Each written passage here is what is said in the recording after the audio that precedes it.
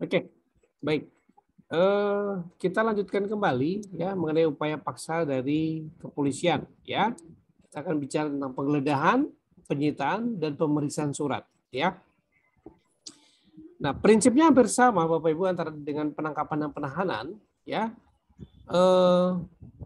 Penggeledahan ini juga sama sebenarnya ya. Proses-proses ini adalah proses pelanggaran hak asasi manusia yang kemudian dibenarkan oleh undang-undang tapi dilakukan secara terbatas. Nah, pengertian penggeledahan di dalam KUHP sendiri diatur demikian. Ini adalah tindakan penyidik, harus penyidik, ya berarti penyelidik nggak boleh, gitu ya. Ini jelas. Jadi pejabatnya adalah penyidik untuk memasuki rumah tinggal dan tempat tertutup lainnya, ya, untuk melakukan tindakan, ya, pemeriksaan, penyitaan, penangkapan menurut cara yang diatur undang-undang. Nah, memasuki rumah tinggal kita jelas lah ya, bangunan yang ada orang tinggal gitu ya sehari-hari. Sedangkan tempat tertutup lainnya itu apa maksudnya? Nah, tempat tertutup lainnya ini bisa macam-macam, bisa gudang, bisa halaman rumah, gitu ya, atau apapun bentuknya, ya. Yang jelas itu tertutup, artinya tidak bisa diakses sembarangan oleh orang lain, ya. Nah, tetapi penyidik boleh masuk nih, ya, meskipun itu tidak bisa diakses oleh orang lain, ya. Karena dia adalah bagian dari tindakan penyidik, ya, kewenangan diberikan oleh undang-undang. Nah, penggeledahan ini, ya, ada berapa macam. Nah, salah satunya adalah penggeledahan badan. Nah, penggeledahan badan ini adalah tindakan penyidik untuk mengadakan pemeriksaan badan. Jadi badan, ya, tubuh dan pakaian tersangka, ya. Nah, ini dalam rangka mencari benda-benda yang diduga keras ada di badannya atau yang dibawa tersangka untuk disita. Ya, biasanya terkait dengan tindak pidana. Ya. Nah, penggeledahan ini juga, Bapak Ibu, ya, ini dilakukan oleh penyidik. Penyelidik nggak boleh, ya harus penyidik. Nah, lalu, ada persyaratannya untuk penggeledahan. Yang pertama harus ada izin, ya, izin dari ketua pengadilan negeri setempat. Nah, ini bedanya Bapak Ibu. Kalau kemarin penangkapan penahanan cukup izin dari penyidik atau atasan penyidik. Tapi kalau ini langsung pengadilan, ketua pengadilan harus kasih izin. Ya, jadi ada surat izin dari ketua pengadilan setempat. Ya, selain surat izin ini dikeluarkan, ya tentu ada dasarnya. Dasarnya apa? Adanya surat perintah dulu pasti ya. Ya, surat perintah penggeledahan penyidik, kemudian ada surat tugas, ya, sama kayak penangkapan penahanan, ya. Nah, tetapi ketika dilakukan penggeledahan, tapi si penghuni, ya, digunakan istilah penghuni ya, bukan pemilik. Karena di tempat itu kan bisa jadi misalkan kos-kosan atau kontrakan gitu kan, atau kantor gitu ya. Jadi belum tentu itulah pemilik, maka digunakan penghuni. Mereka yang stay di situ pada saat terjadinya penggeledahan. Ya, jika penghuni tidak setuju penggeledahan atau dia tidak hadir, maka harus disaksikan oleh 2 orang warga setempat, biasanya RT, RW atau lurah, ya, atau tetangga lah kalau misalkan tidak ada, ya. Nah, kalaupun dia setuju, tetap harus ada saksi, nggak boleh bablas, ya. Ada 2 orang yang di luar kepolisian dan ya kan warga sekitar lah, ya. Dan ada berita acara penggeledahan yang wajib dibuat 2 hari setelah penggeledahan dilakukan, ya. Jadi ada limit waktu 2 hari, ya, tidak boleh lebih, ya. Berita acara penggeledahan ini penting yang nanti juga harus disampaikan kepada si orang atau tempat di mana dilakukan penggeledahan.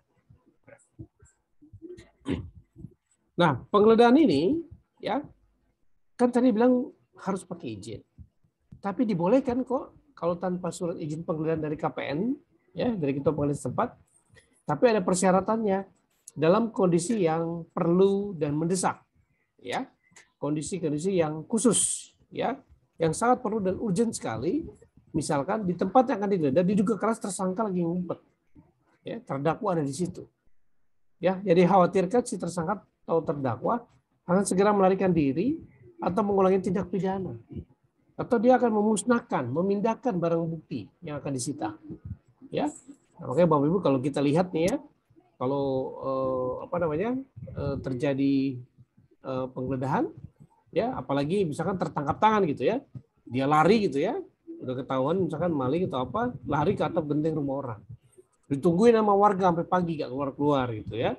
Nah, polisi boleh nggak masuk segera? Boleh, nggak perlu nunggu ketua pengadilan. Kalau minta izin ketua pengadilan, masih tidur kali ketua pengadilannya gitu, jam segitu, katakanlah dini hari, gitu ya. Jadi boleh, dibolehkan, ya karena ini dalam keadaan yang mendesak, gitu ya. Nah, jadi dibolehkan masuk, ya. Nah, makanya tidak heran kalau patroli-patroli perintis sekarang ya, patroli perintis presisi, ya, melakukan patroli kemudian dilihat ada yang mencurigakan, ya, kemudian di lapangan dia bisa langsung melakukan penggeledahan, ya. Misalkan diduga ada apa namanya akan terjadi kemungkinan besar akan terjadi tindak pidana kayak tawuran-tawuran. Sekarang apa perang sarung ya di zaman di bulan puasa ini. Ya, saya lihat ada beberapa kasus juga itu terjadi. Ya, nggak cuma di Jakarta. Ya, di Jabodetabek itu hampir semua sama. Ya, nah kemudian jadi dimungkinkan untuk hal ini tanpa izin ketua pengadilan. Ya, sama kayak kasus tertangkap tangan. Ya, atau penahanan boleh ya, tapi kalau tertangkap tangan kasusnya. Nah, kemudian tetapi ada catatan juga kalau dilakukan tanpa surat izin ketua pengadilan ya terbatas. Di mana? Hanya boleh dilakukan penggeledahan di mana? Di halaman rumah tersangka dia tinggal atau tersangka berdiam atau tersangka ada atau di mana sisi tersangka ada di atasnya. Yang tadi saya bilang ya, di atas atap rumah orang gitu ya, dia kabur gitu ya. Atau setiap tempat lain yang diduga tersangka tinggal, berdiam atau berada. Ya. Nah, di tempat tindak pidana dilakukan atau terdapat bekasnya. Nah, ini boleh ya, dilakukan tanpa surat izin. Ya, jadi dimungkinkan. Nah, atau tempat penginapan dan tempat-tempat umum yang lainnya. Ya. Bapak Ibu, jadi penggeledahan itu boleh dilakukan. Dulu waktu zaman apa namanya? Demo-demo 98 itu ya, mahasiswa kekeh bahwa aparat tidak boleh masuk kampus gitu ya. Mana undang-undangnya nggak ada gitu ya. Dasar hukumnya jelas kok. Ya. Dasar hukumnya jelas di KUHP bilang boleh kalau diduga ada tersangka atau ada orang yang dicurigai dan di situ boleh dia tanpa izin pun dia masuk geledah boleh. Ya. Nah, dulu ada istilah kampus netral, nggak boleh masuk aparat segala macam. Dulu isu tahun 98 ya. Nah, 98, 99, nah itu kan cukup sensitif karena kampus dianggap motor penggerak demonstrasi turunnya rezim, gitu ya. Jadi seolah-olah nanti mau ada intervensi lah, gitu ya, dari aparat. Dan itu terjadi, ya, dimungkinkan, ya. Jadi mereka punya dasar undang-undang, ya, jadi dibenarkan oleh undang-undang. Tetapi prosedurnya ada, tidak sembarangan, ya Bapak Ibu ya, untuk melakukan penggeledahan ini. Kenapa? Ya iyalah kalau tiba-tiba rumah kita dimasukin orang dari kepolisian, kami mau menggeledah gitu kan. Kalau misalkan tiba-tiba tidak disertai surat tugas, pasti apa yang di pikiran kita? Jangan-jangan nih mau rampok nih gitu kan. Kita kan udah negatif thinking, biasanya was-was duluan gitu ya. Jangan kan itu, orang yang ngaku-ngaku petugas PLN, petugas apa Pertamina mau ngecek tabung gas segala macam, nggak taunya ada yang pelaku gendam, ya, pelaku pencurian dan macam-macam. Ya. Nah, makanya penggeledahan yang masuk-masuk seperti ini harus detail, diminta surat tugasnya, surat izinnya. Nah, penggeledahan ini ya.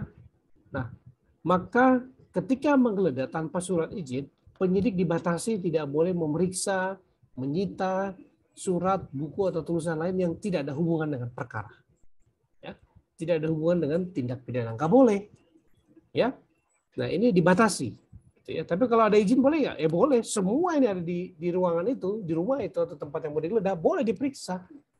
Ya, makanya tidak heran kalau ada penggeledahan ini setelah ada izin pasti datangnya bawanya berkarung-karung gitu ya, berpeti-peti gitu ya, barang bukti. Ya. Dan biasanya begitu penggeledahan juga akan diperiksa mana yang kami cari laporan tahun ini, tahun sekian ada nggak? Ada nggak? Ada nggak? Nah, itu pasti dicari tuh. Ya. Kalau yang bandel dikit dibilang nggak tahu Pak, udah resign Pak yang ngurusin. Nggak tahu saya di mana Pak, komputernya ini Pak, nggak tahu dokumen yang mana. Nah, itu nambah kerjaan tuh buat penyidik untuk menggeledah, dicari satu-satu. Itu dimungkinkan. Ya. Atau jika surat buku tulisan lain berkaitan dengan tindak pidana atau diduga digunakan untuk melakukan tindak pidana, maka boleh diperiksa. Tapi wajib dilaporkan ke KPN setempat untuk dimintakan persetujuan penyitaan. Ya, dimintakan persetujuan penyitaan. Nah, penggeledahan tanpa izin ini kan dia boleh dilakukan tanpa ada saksi, ya. Nggak perlu surat tugas, nggak perlu surat perintah penggeledahan yang tadi ya. Nggak perlu nanya lagi, boleh nggak kami masuk? Nggak perlu, langsung aja naik gitu, ya, masuk ke dalam. Ya, Pak Sukses, silakan. Ya Pak, terima Ya, kasih Pak Lona, terima kasih ya Pak. kawan-kawan. Ini penggeledahan ini kan suatu hal yang sering terjadi ya. Bahkan seperti tadi salah geledah atau salah surat tugas atau bahkan surat tugas menyusul itu sering menjadi perdebatan gitu Pak. Nah, kalau apakah bisa penyidik itu melakukan penggeledahan di luar hukum Indonesia? Nah, karena penyidik kan bisa menangkap juga kalau terdapat alat bukti yang terkait gitu. Misalkan nih alat buktinya ada di Singapura, disembunyikan terduga alat bukti apa korupsi dan lain-lain misalnya. Apakah penyidik kita punya wewenang atau harus bekerja sama dengan Interpol ataupun kepolisian negara sana untuk menyelidiki, menyidik ataupun menangkap atau menggeledah. Terus yang kedua, ini ada kasus belakangan ini terkait dengan Paul Jang, terkait dengan barusan ini Saifuddin ini kasus SARA ini semakin mencuat.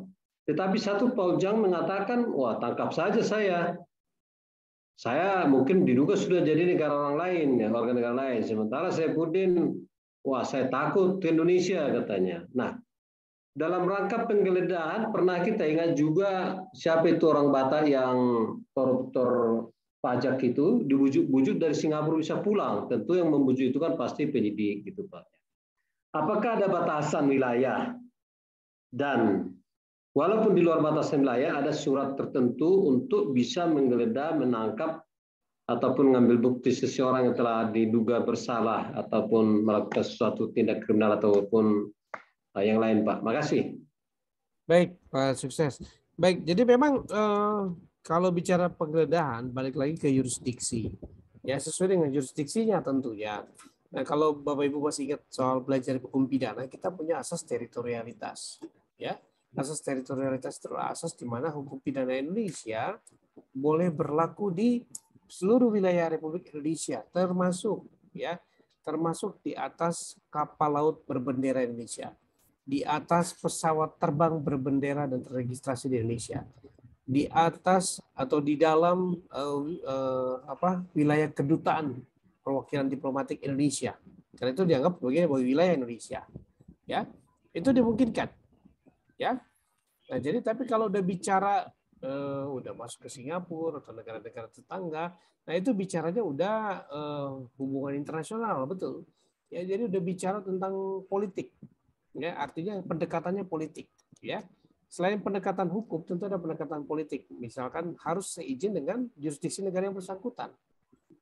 Ya, kalau kita mau menggeledah di Singapura, ya, rumah tersangka yang ditinggalin di Singapura, gitu, koruptor misalkan, nah, tentunya harus ada izin dari sana juga. Jadi aparat yang berwenang. Kita nggak bisa penyidik kita, Polri atau KPK langsung datang ke sana. Ya, paling bisa adalah hanya mendampingi, karena yang melaksanakan harus mereka. Sama seperti mereka dari luar sana ketika mau menangkap di sini pun nggak boleh, Pak. Harus pakai izin, dan yang dilakukan penangkapan, yang melakukan penangkapan adalah Polri. Baru kemudian diserahkan secara resmi kepada petugas kepolisian misalkan dari Amerika. Ada berapa kasus kan kita waktu itu? Nah, demikian juga terkait misalkan kasus mau penangkapan. Nah, bisa menggunakan kerjasama internasional berupa melalui Interpol, International Police, ya. Ada beberapa dengan mengajukan permohonan red notice, ya, sehingga nanti di negara-negara anggota itu akan dicari semua yang masuk DPO. Ya, tentu dengan bukti bahwa dia sudah tersangka dulu. Nah, ini yang mungkin dilakukan, Pak, yang sering dilakukan. Sehingga waktu itu Nazarudin ditangkap di Kolombia. Dulu siapa namanya yang ratu narkoba dulu, Bapak Ibu masih ingat ya, Zarima, ya, Doris Mereng yang menangkap ya. Itu kan ditangkap di Amerika ya, atau di mana kalau tidak salah, ya, kerjasama dengan FBI kalau tidak salah. Nah, dan juga kasus terorisme juga demikian, ya.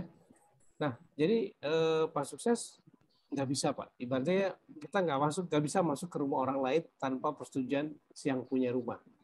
Ibaratnya begitu Pak. Demikian juga orang negara lain nggak mau menangkap warga negaranya orang asing nih, misalkan orang asing, tapi dia nggak bisa melakukan penangkapan di sini tanpa dilakukan pendampingan oleh Polri. Demikian gambarnya Pak. Sukses ya. Terima kasih Pak Lona. Baik, terima kasih Pak. Termasuk juga perkara-perkara putusan-putusan pengadilan di luar negeri Pak. Nggak bisa juga kita langsung eksekusi di sini. Atau kita putusan sini udah eksekusi di sana, belum tentu. Ada prosedur juga di sana. Gitu. Baik. Saya lanjut ya, Bapak Ibu. Nah, tadi terkait dengan, oke. Nah, kalau tanpa surat izin, maka surat atau buku tulisan lain yang berkaitan dengan tindak pidana atau diduga ada kaitannya untuk melakukan tindak pidana, boleh diperiksa dan boleh disita, tapi harus ada segera dimintakan persetujuannya setelah itu. Ya. Nah, jadi ini ada keunikannya, ya, ada persyaratan. Nah, kemudian mengenai penggeledahan, nah, ini juga dibatasi Bapak Ibu. Ada aturannya juga di KUHP, diatur bahwa tempat-tempat yang tidak diperkenankan untuk dimasuki penyidik, kecuali tertangkap tangan. Lagi-lagi tertangkap tangan ya, beda kasus kalau tertangkap. Nah, misalkan ruang tempat sedang berlangsungnya sidang MPR, DPR, DPD, dan DPRD. Ya. Nah, kalau ada sidang MPR lagi bahas RU, KUHP gitu, RU di gedung DPR tiba-tiba ada penangkapan. Itu nggak boleh. Itu haram hukumnya gitu ya. Dan ini di pasal 35 KUHP menegaskan. Ya, karena sedang berlangsung sidang. Tapi kalau begitu sidangnya bubar, boleh nggak ditangkap? Boleh. Boleh. Gitu ya. Karena KUHP bilang sedang berlangsung. Kalau sudah selesai atau belum dimulai, boleh dilakukan penangkapan di situ, penggeledahan. Ya. Nah, atau misalkan tempat dilangsungkannya ibadah, upacara keagamaan. Ya. Tapi kalau lagi misalkan lagi kebaktian di gereja, dilakukan penggeledahan nggak boleh, tapi setelah selesai boleh, gitu ya. Nah kemudian sidang pengadilan apa lagi, gitu ya, bisa dianggap contempt of court intinya, begitu ya. Ya silakan Bu Bella. Iya Pak, mau menanyakan ini yang saya pernah dengar itu kayak berita penangkapan pengurus kurator yang di depan PN pusat, tahu nggak Pak yang itu? Ya. Itu kenapa kok bisa terjadi seperti itu ya Pak? Walaupun itu cuma di depan halaman gitu loh Pak. Ya. Sebenarnya itu penangkapan begitu itu sah atau tidak sih Pak yang kayak gitu? Karena ternyata tetap dieksekusi kan yang bersangkutan seperti itu Pak. Betul, ya. Itu waktu itu Pak Petrus Balapetiono itu yang agak iya, Petrus Balapetiono. Ya, benar. Jadi memang namanya penangkapan ya di mana saja dibolehkan, gitu ya. Yang tidak boleh sampai sama kayak penggeledahan, nggak boleh ketika dia lagi sidang terus ditangkap. Itu yang nggak boleh, gitu ya. Nah, memang kemarin dalihnya adalah saya sedang menjalankan tugas mau merawat diri rapat kreditor, begitu kalau tidak salah kan? Ya, kemudian dihalang-halangi mobilnya masuk ke halaman parkir, ya kemudian ditangkap, tapi itu diproses. Ya, nah itu makanya jadi debatable di situ, ya, karena ya sebenarnya di undang-undang advokat sih sebenarnya jelas bahwa advokat ya dalam menjalankan fungsinya tidak boleh ditangkap, tidak boleh dibatasi di dalam menjalankan tugasnya, ya. Nah tapi kadang-kadang ini memang bicara komunikasi sih, ya. Terlepas saya tidak tahu apakah yang bersangkutan mungkin tidak kooperatif dengan penyidik sehingga terpaksa dilakukan dengan cara seperti itu terbuka gitu ya, bukan baik-baik lagi gitu ya, atau bagaimana tidak tahu gitu ya. Nah, yang jelas dimungkinkan saja sih sebenarnya ya. Tapi kalau menurut saya kalau dia katakanlah dia sudah di ruang rapat kreditor atau advokat sudah mulai sidang ya, sedang berlangsung sidang terus dia tiba-tiba ditangkap, nah itu hakim yang berotoritas di ruang sidang ya, itu yang nggak boleh. Ya, tetapi setelah di sidang ditunggu di depan pintu keluar boleh nggak? Boleh, ditangkap boleh aja. Begitu. Jadi dimungkinkan ya Bu Bella ya? Ya, artinya berarti bisa ya Pak. Walaupun itu kalau nggak salah dia habis diperiksa gitu Pak dari malam sampai subuh katanya gitu sih. Iya, tidak betul. Dari malam nggak pulang terus pas mau sidang, ya kayak gitu. Betul, iya. Itu kalau nggak salah dari anggotanya Pak Jimmy itu ya? Iya, tidak yakin. Iya, Pak Jimmy itu cukup getol juga masuk dalam atau mungkin memang udah ada surat penangkapan ya Pak ya? Kalau pasti harus ada, Bu. Mungkin memang iya, dan dia memang statusnya udah tersangka kan, Pak? Iya, pasti harus ada penangkapan dulu. Karena penangkapan itu boleh. Udah Mbak Bella ya? Bukan hanya tersangka ya, saksi yang nggak kooperatif juga bisa loh. Ya. Belum ini dia. Jadi memang tergantung statusnya penangkapannya. Kenapa? Mungkin karena saksi atau ahli pun kalau nggak kooperatif pun bisa diangkut gitu ya. Setelah panggilan ketiga, ya 2 kali dipanggil nggak datang, panggilan ketiga dijemput. Nah itu. Tapi kalau kasusnya yang kemarin itu kayaknya sudah diperiksa bahkan ya, habis diperiksa baru pulang, terus sidang paginya ditangkap lagi gitu, ya. Oke, baik itu ya Bu Bella ya. Baik, saya lanjutkan. Nah, jadi Bapak Ibu prinsipnya adalah tidak boleh pada saat sedang berlangsung sidang MPR, DPR, sedang berlangsung ibadah, sedang berlangsung sidang gitu ya. Itu dianggap tidak menghormati gitu ya. Nah, jadi itu bisa jadi perkara lain nanti ya.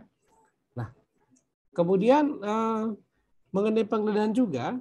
Nah, mengenai berita acara. Pak, mau nanya sedikit sebelum lewat Pak. Ya, Albertin Pak. Albertin Pak. Oh sorry, Albertin ya silakan. Ya, tadi Bapak bilang kan tidak boleh tempat yang tidak diperkenankan untuk dimasuki oleh penyidik, ya, kecuali tertangkap tangan. Jadi kalau ternyata dalam ruang pengadilan itu dia istilahnya ada yang ikut masuk di dalam, kemudian dilakukan tertangkap tangan di dalam, itu boleh? Boleh aja Bu, kalau dia mau tertangkap tangan, dimungkinkan.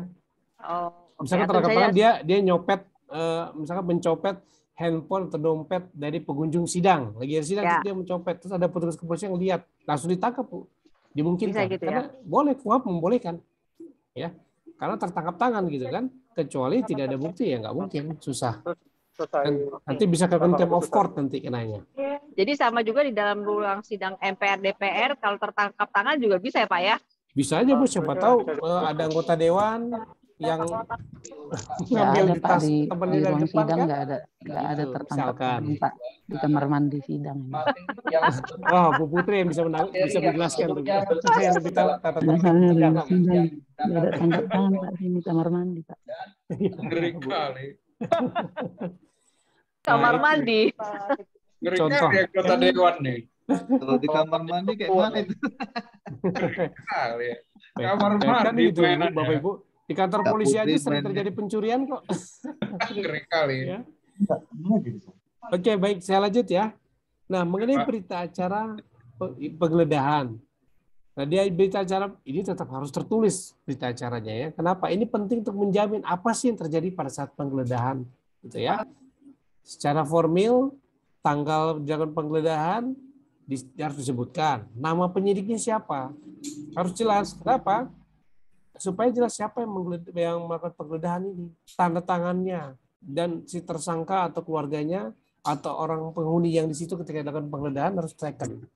Ya, kalau misalkan tersangka tidak mau taken, ya tanda tangan, maka penyidik kan buat catatan di sampingnya bahwa dia tidak mau tanda tangan, alasannya kenapa. Ya, dan turunan dari berita acara penggeledahan ini harus diberikan kepada pemilik atau penghuni di mana dilakukan penggeledahan. Ya, ini jelas kenapa. Jadi penting sekali supaya kalau misalkan ternyata ada barang-barang yang ternyata tidak ada kaitan dengan tindak pidana tapi disita. Ya. Nah, ini penting. Kenapa? Nanti kita lihat di pas penyitaan. Itu nanti akan ada namanya barang-barang yang tidak boleh disita. Ya. Atau khususnya barang-barang yang tidak berkaitan. Kalau otomatis penggeledahan otomatis akan diikuti dengan penyitaan pastinya. Ya. Dan ini seringkali kan kadang-kadang nih ya, kayak saya pengalaman kemarin dengan Tipikor di Sulawesi Utara, itu penyidik geledah-geledah aja semuanya diangkut. Sampai yang nggak ada kaitan dengan perkaranya pun diangkut. Kalau kita nggak protes, ya penyidik diem-diem aja gitu. Ya, pengalaman saya begitu soalnya. Terkait dengan penyidik ini kadang-kadang mungkin karena sudah banyak sekali yang digeledah, terkadang udah saya ambil dulu deh. Nanti kita cek di kantor. Nah, ini kan nggak boleh. Ya, kadang-kadang nggak berkaitan diangkut semua, gitu ya. Udah kayak mau pindahan gitu ya, dipindahin gitu barang-barangnya. Nah, ini tentang berita acara penggeledahan. Jadi tetap dibutuhkan, Bapak Ibu ya, penting ya. Penangkapan, penahanan, penggeledahan semua harus tertulis, ya. Karena ini hukum pidana kita menganut asas legalitas, ya harus tertulis semuanya. Kemudian Nah, tadi penggeledahan ruangan, tempat, gitu ya, tempat tertutup. Nah, ini bicara penggeledahan badan. Di pasal 37 KUHP menegaskan bahwa ini bisa dilakukan kalau terdapat dugaan keras dan cukup alasan yang cukup pada tersangka terdapat benda yang dapat disita. Ya. Nah, di sini penyelidik. Nah, ini bedanya. Penyelidik boleh. Kalau tadi penyidik semua, Bu, Bapak Ibu. Kalau sekarang penyelidik boleh berwenang menggeledah pakaian atau benda yang dibawa. Ya. Penyidik, apalagi penyidik, ya, menggeledah pakaian, badan luar dalam, rongga badan juga. Tapi dengan bantuan pejabat kesehatan. Loh, kenapa rongga badan disebutkan? Contoh, kasus penyelundupan narkotika oleh orang-orang Nigeria itu dengan cara ditelan dalam bentuk kapsul. Ya kan? Nah, itu kan rongga badan. Harus pakai tenaga medis untuk mengecek itu. Ya, dicek dulu, lalu dicek apakah ini aman, apakah nggak pecah, karena tidak sedikit juga kasus pecah itu kan. Dan akhirnya apa? Overdosis, TOD di dalam perutnya. Ya, dia nekat menelan berapa butir narkotika itu, ya, yang nilainya cukup mahal, ya, risiko nanti akan dikeluarkan gitu ya. Dan demikianlah terjadi gitu ya. Kalau bisa pecah, bahaya langsung overdosis. Nah, ini harus pakai pejabat, ya, pejabat kesehatan maksud saya. Ya, jadi kalau kepolisian, bea cukai boleh nggak geledah? Dia nggak bisa sembarangan, dia nggak ngerti bagaimana menggeledah rongga badan. Ya, mana tahu ada yang diselundupkan dengan cara ditaruh di bawah kulit. Jadi kita nggak tahu. Sekarang kan kejahatan narkotika khususnya udah canggih-canggih. Bagaimana menyelundupkan narkotika ke negara yang ketat, gitu ya. Nah, ya yang kita udah berapa kali dapat ya, mulai dari dalam tasnya atau barang bawaannya, jaketnya, sepatunya, ya, termasuk rongga badannya, ya. Nah, artinya ya segala tempat bisa digeledah dari segi badan, ya. Nah, tentunya penggeledahan ini, Bapak Ibu, penggeledahan ini kalau misalkan menggeledah pria ya tentunya penyelidik atau penyidiknya harus pria. Ya, kalau dia wanita tentu harus jenis kelamin yang sama, wanita juga yang melakukan poluan gitu ya. Nah, ini. Nah, kemudian tentang penyitaan. Nah, ini akan pasti mengikuti gitu ya. Nah, di KUHP sendiri diatur bahwa penyitaan itu adalah serangkaian tindakan penyidik untuk mengambil alih dan atau menyimpan di bawah penguasaan penyidik. Mengambil alih atau menyimpan di bawah penguasaan penyidik. Ya. Nah, di sini jelas ya, penyidik mengambil barang tersebut ya untuk disimpan di bawah penguasaan dia, ya. Artinya di bawah pengawasan dia secara hukum dan secara fisik. Ya. Bisa berupa barang bergerak dan tidak bergerak, bisa berwujud dan tidak berwujud. Gitu ya. Dalam rangka untuk kepentingan pembuktian dan pembuktian dalam penyidikan, penuntutan dan pengadilan. Nah, Bapak Ibu, jadi kalau bicara penyitaan ini kondisinya adalah bagaimana barang itu diamankan ya supaya tidak dimusnahkan, tidak dihilangkan atau bahkan dipakai lagi untuk melakukan tindak pidana. Ya. Nah, ini penting. Ya, kenapa? Karena banyak juga yang orang yang kemudian mencoba mengalihkan atau menutupi alat bukti, ya, barang bukti juga. Ya, Pak Rudi, silakan. Ya, Pak. Saya mau tanya mengenai kasusnya Indra Kents, kan ada benda atau saham yang tidak yang disita. Itu gimana ya? Dan dia itu bentuknya kan kripto, Pak. Oke, baik, Pak. Pendapat Bapak atau pandangan Bapak aja. Thank you. Baik, memang kan di sini benda atau barang di sini luas, bergerak atau tidak bergerak, berwujud atau tidak berwujud. Saham pun bisa disita. Ya, saham pun bisa disita ya. Jadi apalagi semacam kripto lah ya. Nah, itu memang bisa disita juga. Ya, jadi dimungkinkan. Kenapa? Karena itu semua barang yang berbentuk bergerak pun tidak bergerak, berwujud atau tidak berwujud, yang berkaitan dengan tindak pidana pasti disita, Pak. Apapun bentuknya, mau coretan di kertas lembar, catatan apa kayak, nah itu pasti bisa disita. Jadi dimungkinkan saja, Pak. Ya, luas ini. Ya. Oke, Pak. Thank you. Ya. Baik.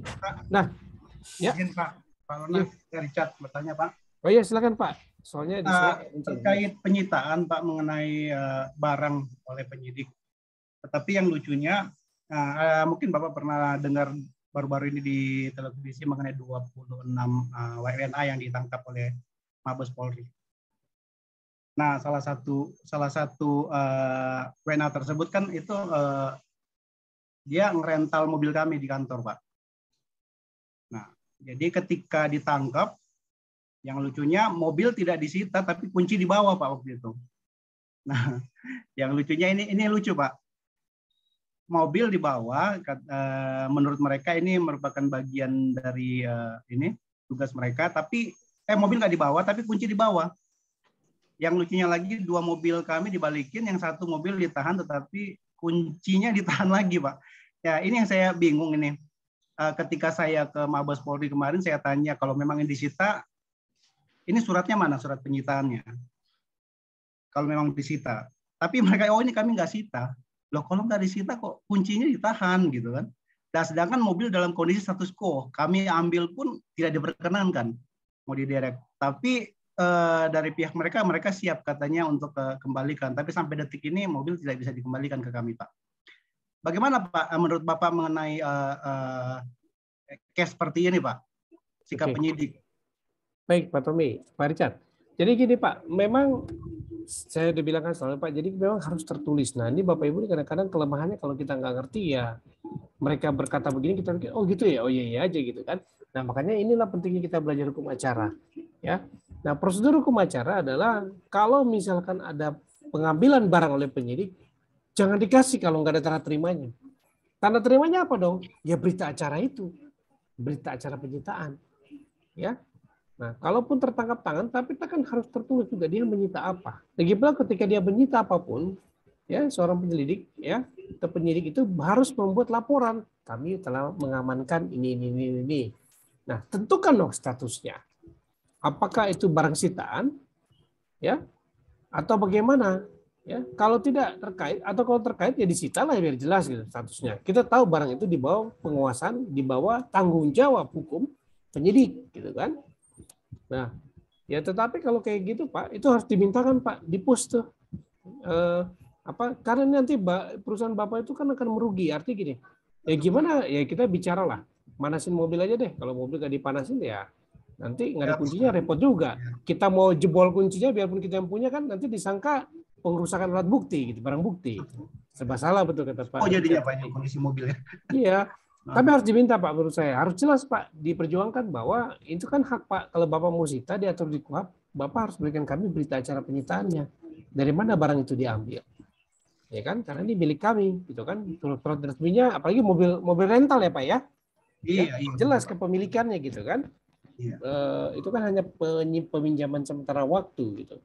Kalau menurut saya sih begitu Pak Richard. Kami udah 2 kali Pak datang ke sana ke Mabes Polri. Tapi ya tanggapan mereka ya seperti itu nanti ya kan. Nah, saya juga sempat sampaikan ini mobil kan udah hampir 2 minggu Pak di sana di lokasi kan.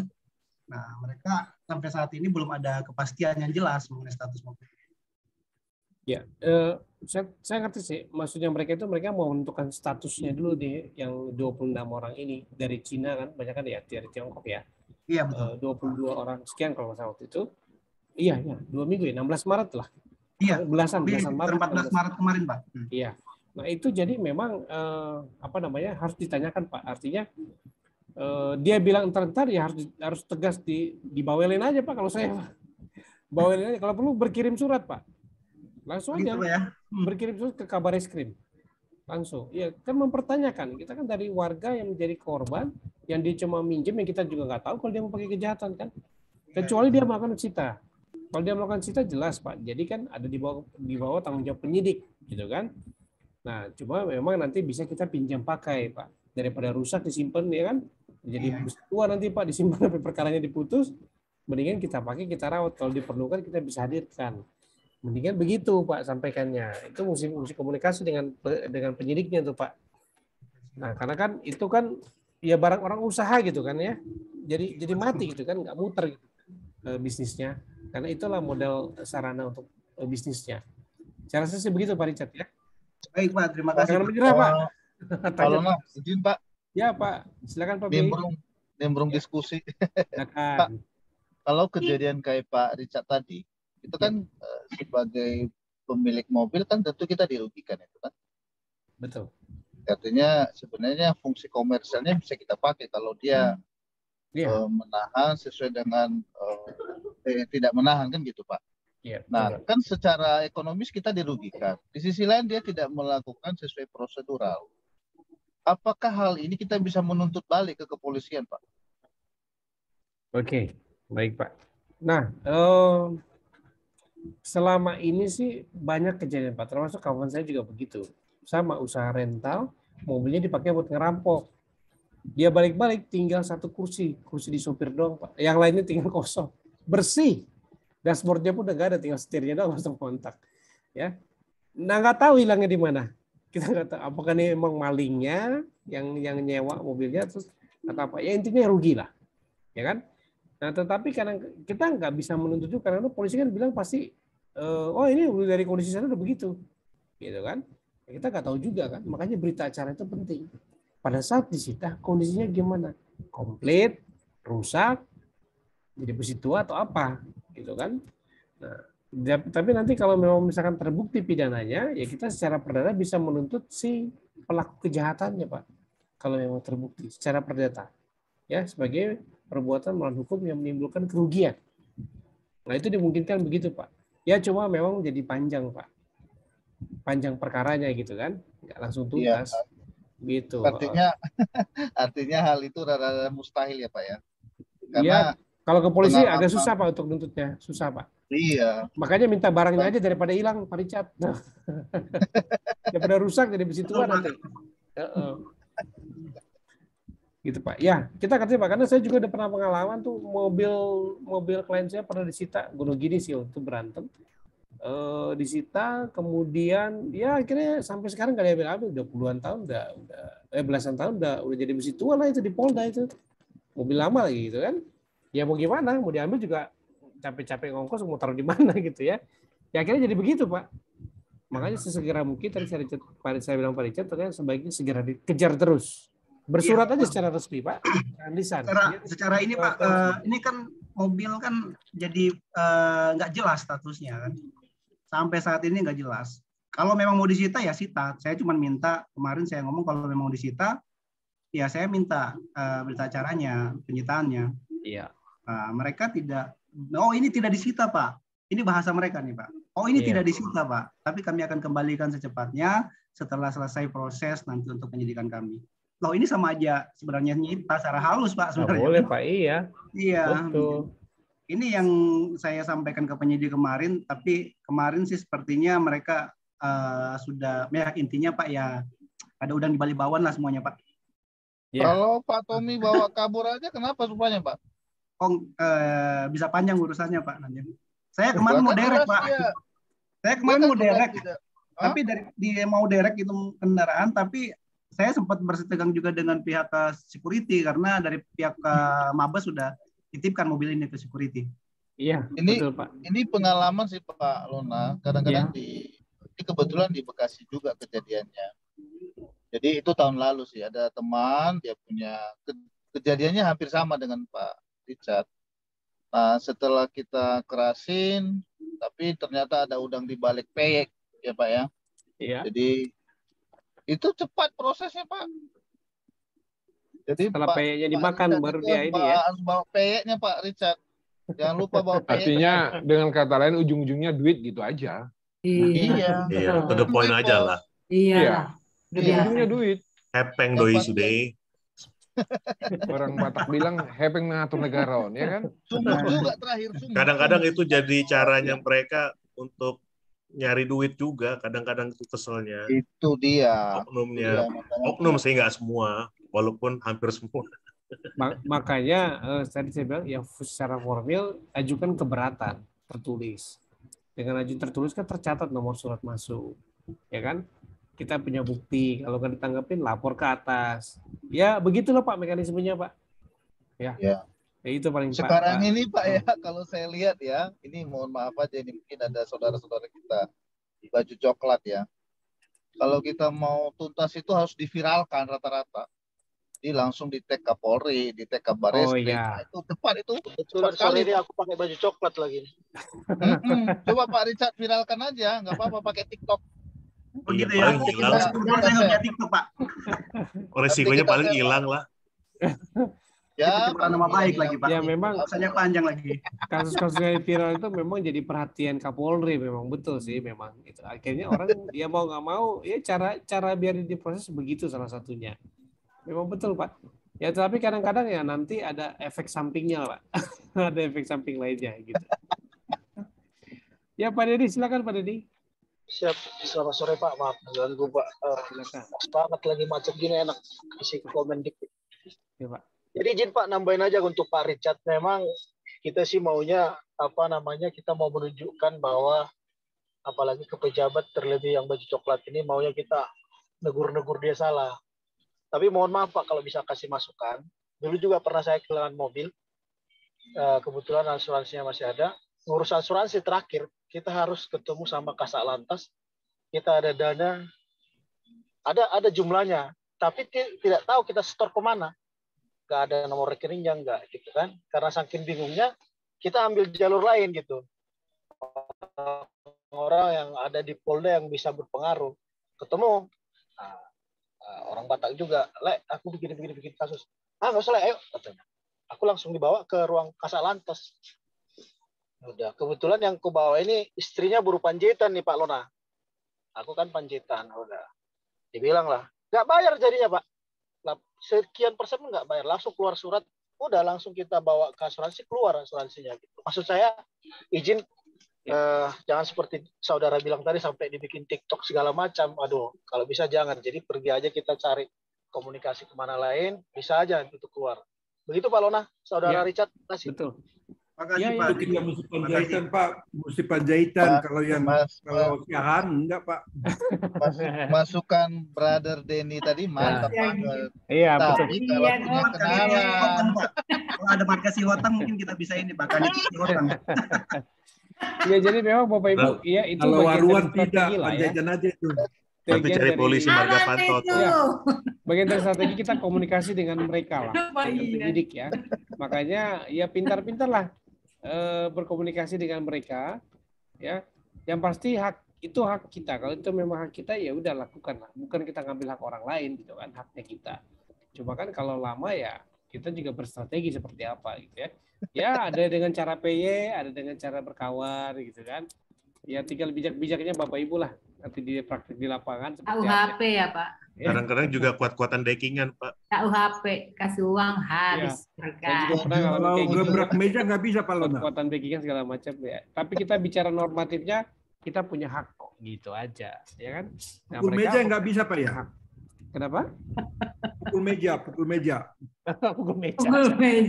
Galakan mereka Pak, apalagi di kantornya Pak. Bisa masuk yang ada nanti. Pukul meja langsung tangannya langsung diborgol. Kalau main decking kuat-kuatan deckingan pernah tuh saya berhasil tuh. Iya, tapi kan akhirnya capek juga, kita yang capek. Iya capek terus kita bayar backingnya. Ya. Kita yang capek. Kebetulan gratis saudara sendiri decking. Kembali lagi Panjaitan lagi. Ampun, masuk barang itu. Baik, Bapak Ibu, kita lanjut dulu ya. Nah, ini tentang penyitaan ya. Nah, kemudian kata mengambil alih. Nah, makna mengambil alih ini di pasal 1 ke 16 ini maknanya adalah seolah-olah benda yang disita itu seolah-olah milik penyidik gitu ya, dan akan dikembalikan ke penyidik. Ya, tapi pengertian ini keliru menurut saya. Lebih tepat adalah menaruh di bawah kekuasaan penyidik ya. Artinya ya sementara gitu ya. Diamankan sementara lah bahasanya gitu ya. Nah, ini adalah bagian dari upaya paksa dari penyidik gitu ya. Nah, ini persepsi ini jangan sampai barang sitaan dianggap barang milik penyidik gitu ya. Nggak boleh itu ya. Bukan, pemiliknya adalah dari mana di barang itu diambil, disita. Ya, mereka hanya menaruh di bawah kekuasaannya sementara pula gitu ya. Nah, ini yang perlu kita pahami bersama gitu ya. Nah, makanya saya bilang Pak Richard tadi perjuangan Pak. Nah, ini prinsip masalah hak asasi manusia. Nah, ini juga melanggar penyitaan barang sebenarnya melanggar hak asasi manusia gitu ya. Karena kan setiap orang punya hak untuk memiliki barang gitu ya, yang sendiri-sendiri atau bersama orang lain gitu. Dan kalau dirampas dengan semena-mena, ini prinsip HAM. Makanya penyitaan yang itu harus dibatasi dengan undang-undang. Apalagi pengambilan barang secara paksa tanpa jelas statusnya, wah pelanggaran HAM banget tuh Pak. Ya, saya jadi kompor nih, Richard. Pelanggaran HAM banget tuh, harus segera diperjuangkan Pak. Komporin aja terus Pak, Richard. Pendeta kita itu Pak. Barang yang disita itu pasti dikembalikan lagi atau menjadi milik negara atau gimana Pak? Apanya Pak yang diambil? Barang-barang yang disita. Nah ini Pak, nanti kita bahas Pak, ada di sini di berikutnya. Oke. Nanti lanjut ya Pak ya, setelah ini ada di sini. Jadi Bapak Ibu, yang boleh melakukan penyitaan adalah penyidik, itu jelas di tahapan penyidikan, penuntutan dan peradilan. Nah kalau dalam tahapan penuntutan atau pemeriksaan pengadilan, kalau perlu disita, maka tugas hakim yang menerbitkan penetapan sita, ya, dan memerintahkan jaksa agar penyidik yang menyita. Nah, ini kalimatnya begini Bu, Bapak Ibu. Jadi dasar hukumnya adalah penetapan hakim, dia perintahkan jaksa, tapi di lapangan yang melakukan adalah penyidik, bukan jaksa juga, gitu ya. Yang di bahasa undang-undangnya demikian, gitu ya. Jadi hakim menerbitkan penetapan, memerintahkan jaksa penuntut umum supaya si penyidik melaksanakan penyitaan barang. Jadi jaksa nggak bisa menyita serta-merta ngambil, ya, tapi memerintahkan atas perintah hakim, maka jaksa mengkoordinir supaya si penyidik yang melakukan penyitaan, ya. Nah ini tahapannya, ya Bapak Ibu ya. Nah di setiap tahapan boleh dilakukan penyitaan ya, biarpun udah sidang pun boleh aja kalau disita, kalau dianggap hakim menganggap bahwa oh ini masih ada yang perlu disita nih, kayak kasus-kasus kayak binomo, first travel, bisa jadi ada barang-barang yang baru diketahui kemudian hari setelah pas sidang baru diketahui ternyata dia punya rumah lagi, dia punya aset lagi gitu ya. Nah, barang yang disita ini adalah antara lain barang-barang, benda atau tagihan tersangka atau terdakwa yang seluruh atau sebagiannya diperoleh dari tindak pidana atau hasil dari tindak pidana, ya. Atau barang yang secara langsung dipakai untuk melakukan tindak pidana atau dalam rangka mempersiapkan tindak pidana, ya, yang menghalang-halangi penyidikan pun bisa disita, ya, dimungkinkan, atau yang khusus dibuat untuk melakukan tindak pidana kayak kunci letter T itu, ya, khusus pencurian motor, nah itu pun bisa disita, dan benda-benda lain yang ada kaitannya dengan tindak pidana, ya, kayak Bapak Ibu kan lihat kan kayak kasus-kasus siapa kemarin yang pornografi kemarin, si Dea itu kan bajunya sampai bajunya, terus pakaiannya, bahkan yang kasus-kasus yang dulu pornografi itu spraynya disita, TV-nya pun disita gitu ya. Nah, kenapa? Ini terkait dengan tindak pidana.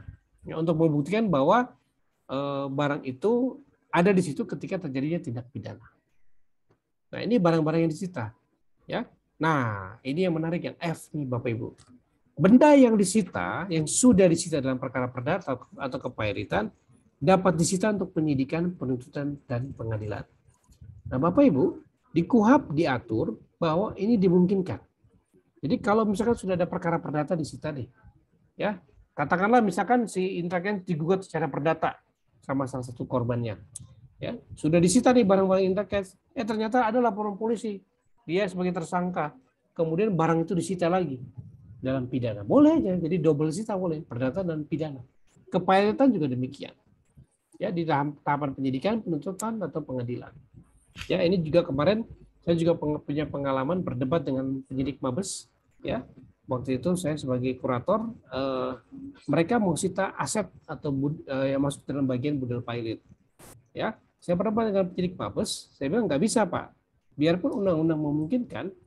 Ya, undang-undang kepailitan menyatakan bahwa ini adalah sita khusus, ya, sita umum, ya, arti seluruhnya disita secara umum, ya, dan undang-undang kepailitan itu adalah lex spesialis, ya, tapi penyidik dengan kewenangannya dengan pasal 39 KUHP huruf F ini, angka F ini dia berdalih, saya bilang silakan, kalau Bapak mau sita izinkan dulu lah dari ke pengadilan setempat, lama tuh, kemarin pengalaman saya lama, dia berbulan-bulan baru keluar izin penetapan sitanya.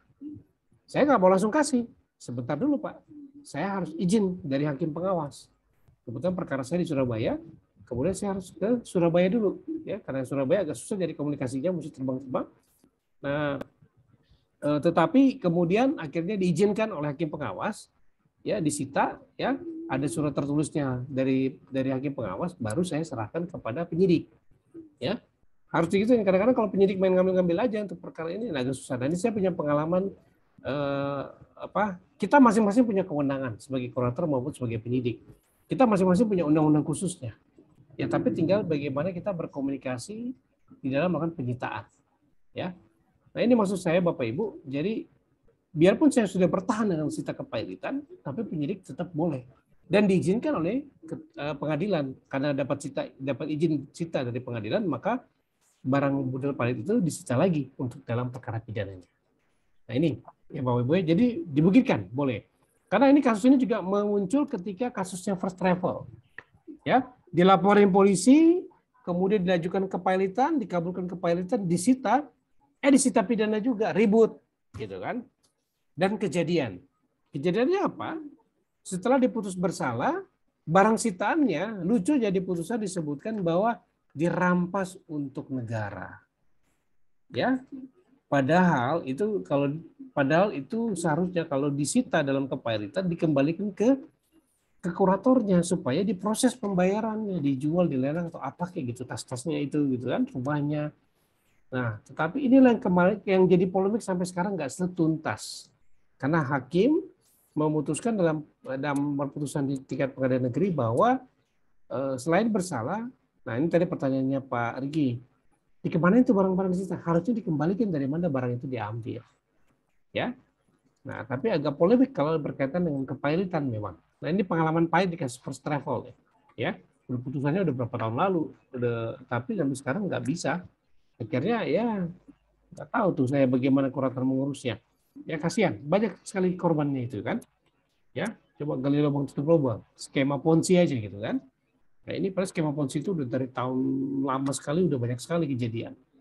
Ya, nanti Bapak Ibu kalau belajari tentang kriminologi, ya tentang itu kan belajar tentang skema Ponzi itu udah lama sekali konsepnya.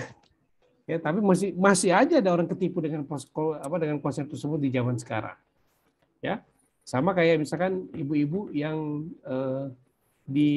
tertipu kalau di dalam rinsonya, dalam gulanya ada tulisan Anda menang undian, ada kertas foto kecil pakai plastik, masih aja ada yang percaya. Penipuan-penipuan kayak gitu di zaman sekarang ya. Ya, mungkin dipikir rezeki domplok gitu kan. Ya, tapi ya apa mau dikata, tapi masih aja ampuh. Ya kan? Seperti itu. Nah, ini Bapak Ibu, jadi kejahatan tradisional seperti itu pun masih ada yang percaya, padahal kita semua sudah tahu bahwa itu bohong gitu ya. Nah, oh iya Bapak Ibu, Bu Yosi dan Bapak Ibu yang lain yang mau buka, silakan ya Bapak Ibu ya. Oke, baik Pak. Pak Lona, boleh tanya sebentar Pak sebelum. Oh iya, monggo Pak. Silakan Pak, ya. Belakangan ini kan sering kita melihat bahwa kepolisian atau kejaksaan menyita barang bukti uang sampai berpuluh-puluh miliar dan dalam bentuk cash Pak yang dipajang seperti itu Pak. Ya. Pertanyaan saya, apakah dimungkinkan Pak sehingga jika apalagi uang tersebut disita diambil dari bank Pak, apakah itu tidak cukup bahwa rekeningnya saja diblokir, terus ada surat keterangan dari bank bahwa uang senilai sekian puluh miliar ini adalah barang sitaan kepolisian atau kejaksaan. Apakah bisa dimungkinkan seperti itu, Pak? Daripada dijejer, dipajang uang berpuluh-puluh miliar ini kan bisa berkemungkinan bisa hilang itu kan, Pak ya, bisa berkurang itu kalau iya, hilang segepok ya Bu ya. Iya. Betul. Jadi memang itu Pak Setio, itu mungkin yang dijejerkan itu adalah yang tertangkap tangan tuh Pak. Yang cash yang ditangkap, pada saat ditangkap, digeledah, itulah yang didapati. Jadi itulah yang dipajang. Gitu. Ya. Nah, jadi kalau yang di rekening saya rasa disita ya dikunci oleh bank, diblokir otomatis atas perintah penyidik. Ya. Gitu. Saya pikir sih begitu Pak. Kalau pengalaman. Tapi ini kejadiannya begini Pak. Kasus kejadian di KKP Pak ya. KKP ya. Kelautan Perikanan itu Pak, saat Pak Edi Prabowo itu kan ada beberapa perusahaan yang memberikan uang jaminan Pak. Jaminan untuk mendapatkan kontrak ekspor Pak, ekspor benih Pak ya. Nah, uang jaminan itu distorkan ke bank tertentu Pak. Ya, di cabang Gambir lah kalau tidak salah ya. Berarti kan uang itu ada di dalam bank Pak. Dan itu oleh KPK dikeluarkan lagi itu Pak. Menjadi satu barang bukti yang disita Pak, bahwa itu hasil karena dianggap uang yang di-store itu nantinya itu tidak masuk ke negara, Pak. Demikian, Pak. Oke. Bagi-bagi lagi ya. Mungkin begini Pak, mungkin maksudnya KPK itu yang kasusnya kemarin Menteri ya, Benur itu ya. Itu dia pindahkan ke rekening negara Pak, ke kas negara dia atau rekening, biasa ada rekening tampungan KPK, Kejaksaan tuh polisi punya rekening tampungan untuk menampung uang-uang hasil sitaan sementara. Ada rekening penampung lah. Nah, dan rekening penampung ini kemudian nanti setelah perkaranya jelas diputus inkrah, nah dia akan setorkan ke kas negara, rekening khusus kas negara. Ya, kalau memang putusannya menyatakan bahwa dirampas untuk negara. Gitu ya. Tapi kalau dikembalikan ya dikembalikan, ya. Nah, itu biasanya begitu Pak. Mungkin dipindahkan berarti kan karena kan biarpun tersangka itu kan misalkan katakanlah rekening atas nama perusahaan atau atas nama kementerian. Nah, sementara diblokir supaya jangan sampai disalahgunakan. Jadi diamankan sih sebenarnya bahasanya Pak, dan itu biasanya masuk ke rekening penampung. Begitu sih Pak. Sebenarnya begitu, bukan dicairkan dalam bentuk cash disimpan di lemari besi, enggak sih Pak. Nanti nggak bisa tidur pegawai KPK-nya. Gitu Pak. Baik, ya. Pak. Terima kasih Pak. Silakan Bapak Pak Setio dan Bapak Ibu lain yang mau berbuka, selamat berbuka. Terima kasih Pak Lona. Ya, Pak. Sudah ajan di saya juga. Silakan. Baik, sambil saya lanjut ya Bapak Ibu. Ya Pak. Nah, tata cara penyitaan di dalam keadaan yang normal itu harus ada izin. Ya, izin dari KPN setempat, ya. Kemudian mereka datang dengan memperlihatkan ID card, ya, bahwa mereka petugas penyidik, gitu ya, dan menunjukkan benda mana yang akan disita. Nah, ini ada dasar hukumnya. Ya, lalu penyitaan itu harus dilakukan dengan disaksikan oleh ya RT RW lah, kepala desa, ya, ditambah dengan 2 orang saksi. Selain itu juga wajib ada berita acara penyitaan. Dan berita acara penyitaan itu turunannya, salinannya atau fotokopinya harus diberikan juga ditembuskan kepada keluarga atau dari mana pemilik barang yang disita. Ya, ke kepala desa juga diberikan. Ya, ini untuk menjamin transparansi penyitaan. Ya, katakanlah gitu. Misalkan, oh ada uang cash yang disita 100 miliar. Oke. Misalkan katakan 999.999. Nah, ternyata jadi kita 900 juta aja lah digenapin. Nah, yang lainnya kemana? Nah, itu harus jelas. Makanya di berita acara penyitaan disebutkan berapa nominalnya, barang apa, bentuknya bagaimana, gitu ya. Laptop apa? Oh, MacBook, oke. Warna apa, jenis apa, jadi detail. Mobil Ferrari, gitu ya. Ferrari jenis apa, plat nomor berapa, ya. Supaya nanti kalau begitu masuk ke pengadilan, dari penyidikan masuk ke penuntutan, kemudian masuk ke sidang pengadilan, ya barangnya harus sama. Jangan tiba-tiba barang bukti ganja 100 kilo, tiba-tiba jadi 98 kilo, gitu ya. Nggak nyampe 100 gitu ya. Nah ini bahaya gitu ya. Atau sabu yang disita katakanlah ada 100 kilo, kemudian kenapa tiba-tiba berubah angkanya dari tahap penyidikan sekian, di penuntutan sekian, di pengadilan sampai pengadilan kok tambah hilang gitu ya. Dan pernah kejadian, Bapak Ibu. Dan pernah kejadian. Itu dikritik betul, diprotes betul sama penasihat hukumnya. Ya, loh kok barang sitaan, barang buktinya berkurang drastis. Ada apa ini? Gak mungkin menyusut gitu kan? Nah, ini sarana transparansi. Makanya berita acara penyitaan itu harus disampaikan salinannya atau turunannya supaya bisa dikontrol, gitu ya. Karena ini kan melanggar hak asasi manusia. Ya, makanya harus jelas, jangan sampai dilakukan sembunyi-sembunyi. Nah, ini dalam keadaan normal. Nah, dibungkus, benda sitaan itu harus dibungkus. Ya Bapak Ibu kalau lihat di film-film harusnya dibungkus, dikasih segel. Ya, tetapi di kita ini kadang-kadang dipegang-pegang dengan tangan telanjang tanpa sarung tangan, ya, dibawa-bawa sebagai barang bukti. Nah, ini agak susah. Harusnya biar steril dibungkus gitu kan. Pakainya pun pakai sarung tangan gitu ya. Nah, harusnya seperti itu sih. Ya, tapi dalam praktek ya di kita agak susah. Ya, cuma dikasih label bukti aja, label sita, bahwa ini disita, ya listnya ada. Nah kemudian dalam keadaan perlu dan mendesak, nah semua ada pengecualiannya. Boleh tanpa izin, ya, tapi hanya yang boleh disita hanya benda bergerak saja, ya boleh tanpa izin. Kenapa? Ya karena kalau benda bergerak itu akan mudah sekali. Akan sulit sekali kalau sudah berpindah tempat, berpindah tangan.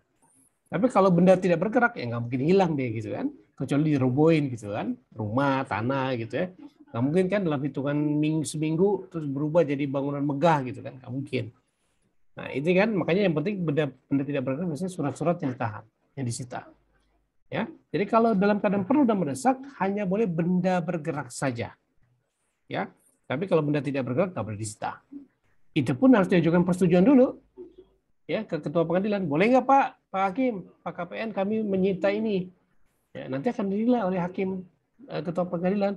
Kalau dianggap nggak worth it atau nggak berkaitan dengan tindak pidana ya bisa ditolak. Kalau ditolak ya penyitaannya batal, barang dikembalikan. Tapi kalau disetujui ya keluar penetapan izin sita. Ya.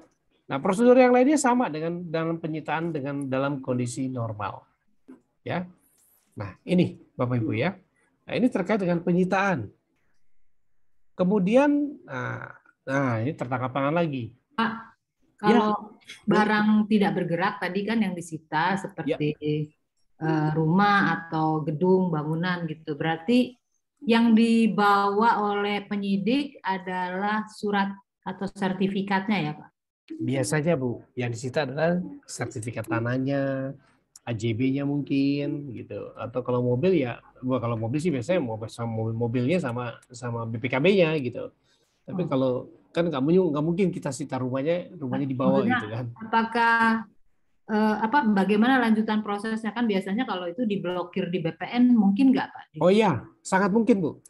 BPN itu sangat mungkin diblokir begitu ada penyitaan dari penyidik atau penuntut atau dari pengadilan, itu otomatis suratnya akan ditembuskan ke kantor pertanahan setempat. Dan otomatis kantor pertanahan setempat akan melakukan blokir. Ya. Kalau kita juga bisa blokir, ya, tapi dibatasi kalau tidak salah 30 hari. Ya, bayar 100 atau 200.000 gitu ya, yang normal. Nah, tapi setelah itu kalau kita nggak perpanjang, ya dibuka blokirnya. Ya. Tapi kalau pengadilan biasanya sampai ada pengangkatan sita oleh pengadilan, baru bisa blokirnya di stop, dibuka. Begitu Bu. Iya Pak, makasih. Pak Lona. Iya Pak, silakan. Kalau itu barang tidak bergerak itu tidak bisa disita. Kalau di polis lain bagaimana? Nggak bisa Pak. Polis lain gitu. Kalau polis lain kan hanya pengamanan saja Pak sebenarnya, supaya terkait ini tidak bisa dipindahkan atau dirubah atau segala macam gitu Pak.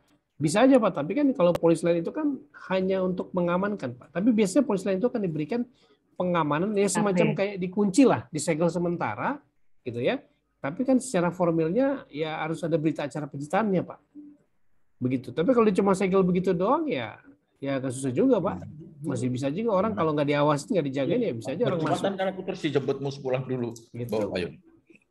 Terima kasih Pak. Ya Pak Ian, silakan. Baik, saya lanjut ya Bapak Ibu. Nah kemudian, dalam hal tertangkap tangan, ya penyidik boleh langsung sita terhadap benda atau alat yang ternyata digunakan untuk melakukan tindak pidana. Katakanlah dia mencopet, menodong gitu ya. Dia pakai silet, sobek tasnya, ibu di pasar disobek tasnya, disilet, itu bisa disita. Ya, atau benda atau alat yang digunakan untuk melakukan tindak pidana, benda lain yang dapat dipakai sebagai barang bukti. Ya, paket, surat atau benda yang dikirimkan melalui jasa pos yang dikirim oleh atau ditujukan kepada tersangka terdakwa dalam hal tertangkap tangan boleh disita. Ya, boleh saja disita. Ya, nah, semua jelas terkait dengan tindak pidana. Ya, tapi kalau surat tersangka buat mamanya, buat bapaknya di kampung, ya nggak ada kaitannya, nggak boleh disita, biarpun nggak ada rahasia-rahasia kali gitu kan. Meskipun udah jarang yang bersurat ya, telepon semua ya. Nah, kalau nggak ada kaitan nggak boleh. Ya, tapi nanti kita lihat soal pemeriksaan surat, ada kaitannya juga tuh nanti. Ya, Bu Liana silakan. Pak, mau tanya terkait Bapak bilang tertangkap tangan, pengertian tertangkap tangan itu seperti apa sih Pak? Ya, baik. Tangannya ditangkap, tangannya dipegang.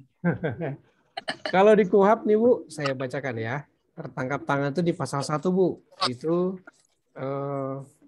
sebentar. Tertangkap tangan itu begini. Tertangkapnya seseorang pada waktu sedang melakukan tindak pidana. Ya, pada waktu sedang, berarti kan beraksi gitu ya. Atau dengan segera sesudah beberapa saat tindak pidana itu dilakukan.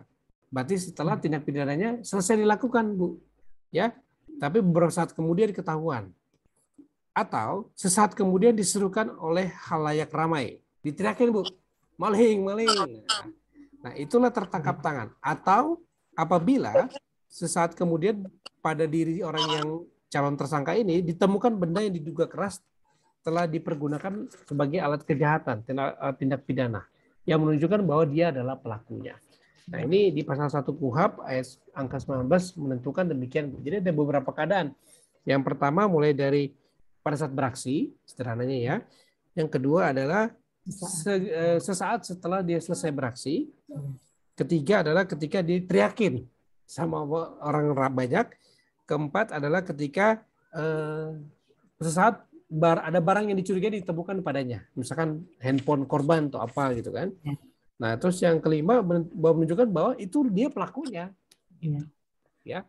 Nah, itu Bu, misalkan ada kan seringnya di restoran kita makan taruh tas di samping atau di sini nggak tahu dari belakang diambil gitu kan. Nah, kita ada rekam CCTV misalkan, oh pelakunya bajunya warnanya merah. Oke, nah begitu security cegat, tip itu keluar, ditungguin yang baju merah diperiksa. Dan ternyata kedapatan. Nah, itu masuk kategori tertangkap tangan. Gitu. Yang menunjukkan bahwa dia pelakunya. Begitu Bu gambarannya ya Bu Liana. Pak, kalau yang contoh yang kita pernah dengar, saya lupa kasusnya wali kota Malang atau siapa, dia sedang tidur di rumah, tapi dibilang tertangkap tangan. Pada saat itu kan dia tidak terima uang, pada saat itu dia tidur. Jadi karena bawahannya serah terima uang, either itu terlibat dia atau tidak, belum ada pembuktian, tapi sudah dikatakan, saya lupa kayaknya Malang ya Pak, itu dibilang tertangkap tangan, padahal beliau itu sedang tidur.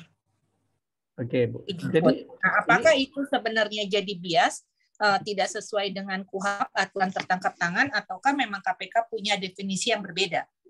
Nah, ini memang yang jadi debatable ketika KPK pertama kali lahir. Ada namanya operasi OTT, operasi tangkap tangan. Nah, kata operasi kan berarti kan maknanya adalah sudah disiapkan terlebih dahulu, direncanakan gitu kan.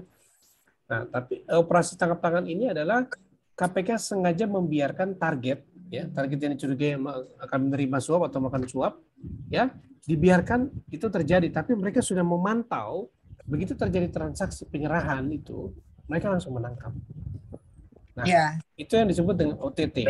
Nah, ini debatable karena kan agak berbeda dengan definisi KUHP. Itu waktu pertama kali itu dua kencang itu debatable ya. Ya, antara yang pro dan kontra ya, terkait dengan istilah OTT. Ya kan? Ya betul deh kata Ibu. Ya orang lagi tidur terus ditangkap dibilang, "Lu saya terima uang." Nah, yang saya nggak terima, orang saya tidur kok, gitu kan? Yang terima mungkin stafnya, supirnya, gitu kan? Ya kan belum bisa dibuktikan kalau itu memang atas perintah dia dan lain-lain. Harusnya kan dibuktikan dulu di pengadilan kan. Betul, tapi semua dikatakan OTT kan sudah. Ya biasanya hasil penyidikan sih Bu. Ya akhirnya nanti diperiksa itu biasanya polisi akan nangkap dulu. Nanti kan 1x24 jam akan ditentukan nasibnya. Apakah saksi, apakah tersangka. Kayak kasusnya Akil Mukhtar dulu, Ketua MK. Sopir mobil mewahnya, Mercy-nya atas nama supirnya, gitu kan. Nah, itu kan dia bisa berdalih, tapi kan bagi KPK nggak masuk akal, gitu kan.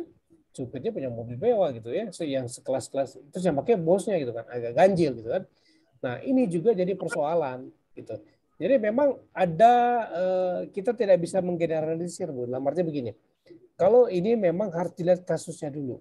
Ya, artinya penyidik tentu punya bukti kuat yang dikaitkan satu sama lain, bukti awal yang kuat, sehingga bisa menangkap atau seseorang yang diduga sebagai tersangka. Ya, nah bisa jadi Bu, karena banyak juga kan orang-orang pelaku korupsi ini kan banyak pintar-pintar juga Bu. Mulai dari pura sakit, pura-pura gila, gitu kan, sampai pura-pura tidur, ada juga gitu ya. Kali Pak, di beritanya nggak lengkap kali Pak ya. Bisa jadi satu. Yang kedua Bu, penyidik pasti bisa melihat relevansinya. Katakanlah begitu, dia nggak ketemu sama sekali, tapi ternyata dia ada komunikasi. Nah, misalkan begitu.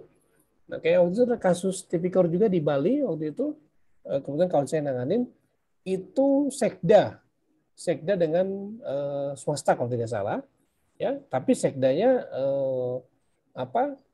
terang-terangan mintanya gitu ya, by SMS gitu ya. Tapi dia nggak pernah ketemu, itu terang-terangan dan itu terjadi. Gitu ya. Itu yang terang-terangan. Nah, sampai dulu ada yang heboh kan, apel Washington atau apel Malang gitu kan. Nah, istilah-istilah kayak gitu kan KPK udah pinter lah, Bu. Bapak Ibu ya. Jadi mereka bisa mengkaitkan fakta-fakta yang ada Ya, petunjuk-petunjuk yang ada kemudian ini mengarah kepada satu benang merah. Begitulah Bu. Termasuk kasusnya siapa, Joko Susilo ya dulu ya, yang Kakor Lantas itu. Itu kan cukup sulit juga pembuktiannya. Joko Susilo ya. Cukup sulit PPATK membuktikan aliran uangnya. Cukup sulit sekali.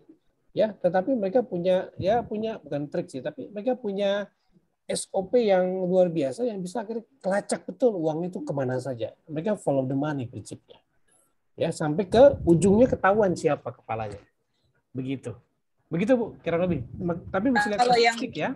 disita itu, misalkan beliau itu menjabat tahun 2000 gitu ya, baru menjabat jabatan tersebut.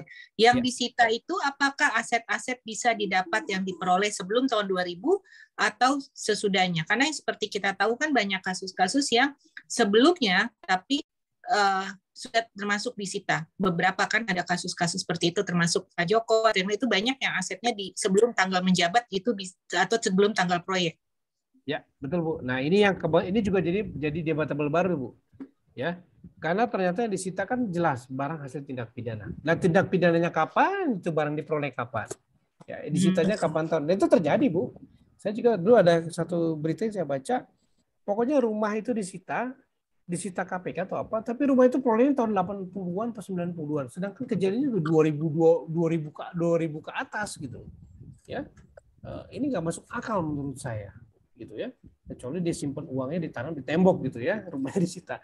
Nah ini nggak masuk akal dan ini nggak boleh, ini melanggar asas sebenarnya. Ya, tidak ada kepastian hukum, jadinya suka-sukanya aja. Ini betul Bu, kalau itu saya turut kritik gitu soal itu Bu. Nggak setuju saya dengan itu. Memang harus dibedakan. Ya, jadi memang lebih pas adalah ketika mulai dari terjadi tindak pidana itu diruntut baru ketahuan. Tapi kalau udah terlalu jauh ya nggak masuk akal Bu. Begitu sih Bu. Ya, makasih Pak. Ya, sama-sama. Ya, Bu Arwan, Bu Elizabeth, silakan. Ya, saya dengan Novi, Pak. Oh iya, Novi, panggilannya Bu Novi. Ya, iya, Bu. Pak. Silakan, Pak, Bu. Begini, Pak, mengenai tadi penyitaan ya, Pak. Jika ada hambatan gitu, Pak, dalam pelaksanaannya, misalnya barang buktinya sudah rusak, atau misalnya barang buktinya udah pindah tangan, atau barang buktinya itu di pegadaian misalnya. Nah, langkah yang dilakukan apa ya Pak untuk hal seperti ini? Terima kasih Pak. Oke, baik Bu. Ya itu sama Bu. Nanti akan dilakukan penyitaan Bu. Nah penyitaannya bagaimana? Bisa saja kan barang yang di situ itu kan bisa diambil dari mana saja Bu. Bisa diambil dari si tersangka, dari keluarganya, atau dari pihak ketiga yang terkait dengan tersangka. Atau misalkan katalah barang kejahatan dia curi handphone terus dia gade ke pegadaian, gitu ya. Nah terus polisi minta dari pegadaian, sini saya mau sita. Boleh-boleh aja. Pokoknya sepanjang itu adalah hasil kejahatan atau berkaitan dengan tindak pidana, ya itu bisa disita. Maupun dimanapun dia berada posisinya, di bawah penguasaan siapapun. Begitu Bu Novi. Baik Pak, makasih. Oke, makasih. Ya Bu Pak, saya hanya sama. Tadi yang pertanyaannya Liana tentang barang bukti yang disita yang sebelum tindak pidana. Iya, itu apakah mungkin begini Pak, pada saat dilakukan penyidikan lalu misalnya dia korupsi, nilai korupsinya 12M, tapi ternyata yang disita itu kurang Pak, barang yang ada, nilai-nilai barang yang sudah ada itu kurang dari 12M, sehingga diambil juga barang yang ada yang tidak berupa tindak pidana dia, Pak. Mungkin nggak Pak seperti itu? Jadi untuk penilaian menyamakan nilainya yang dikorupsi misalnya, Pak. Oke, baik Bu. Jadi ada dua Bu. Pokoknya prinsipnya adalah barang yang disita harus barang yang berkaitan dengan tindak pidana. Ya artinya yang reasonable lah. Tapi kalau misalkan katakanlah, korupsinya, saya pengalaman kemarin Bu di Manado itu. Kerugian negaranya 28 atau 22M kemarin terakhir. Kemudian jaksa penyidik yang kemudian dari Kejaksaan Tinggi menyatakan begini. Ada nggak barang-barang yang mau disetorkan biar kita appraisal supaya nanti ya itu menjadi pengurang. Artinya kalau misalkan katakanlah dia bisa setorkan entah uang, entah barang atau apa yang dinilai layak sebanding katakanlah misalkan setengahnya atau berapa, itu kan bisa mempengaruhi tuntutannya nanti di pengadilan. Artinya pasalnya pun bisa berubah, jadi diringankan. Nah itu biasanya jadi bergaining dengan penyidik atau penuntut, Bu. Ya itu dimungkinkan saja, ya karena itu legal. Ikut disita ya Pak?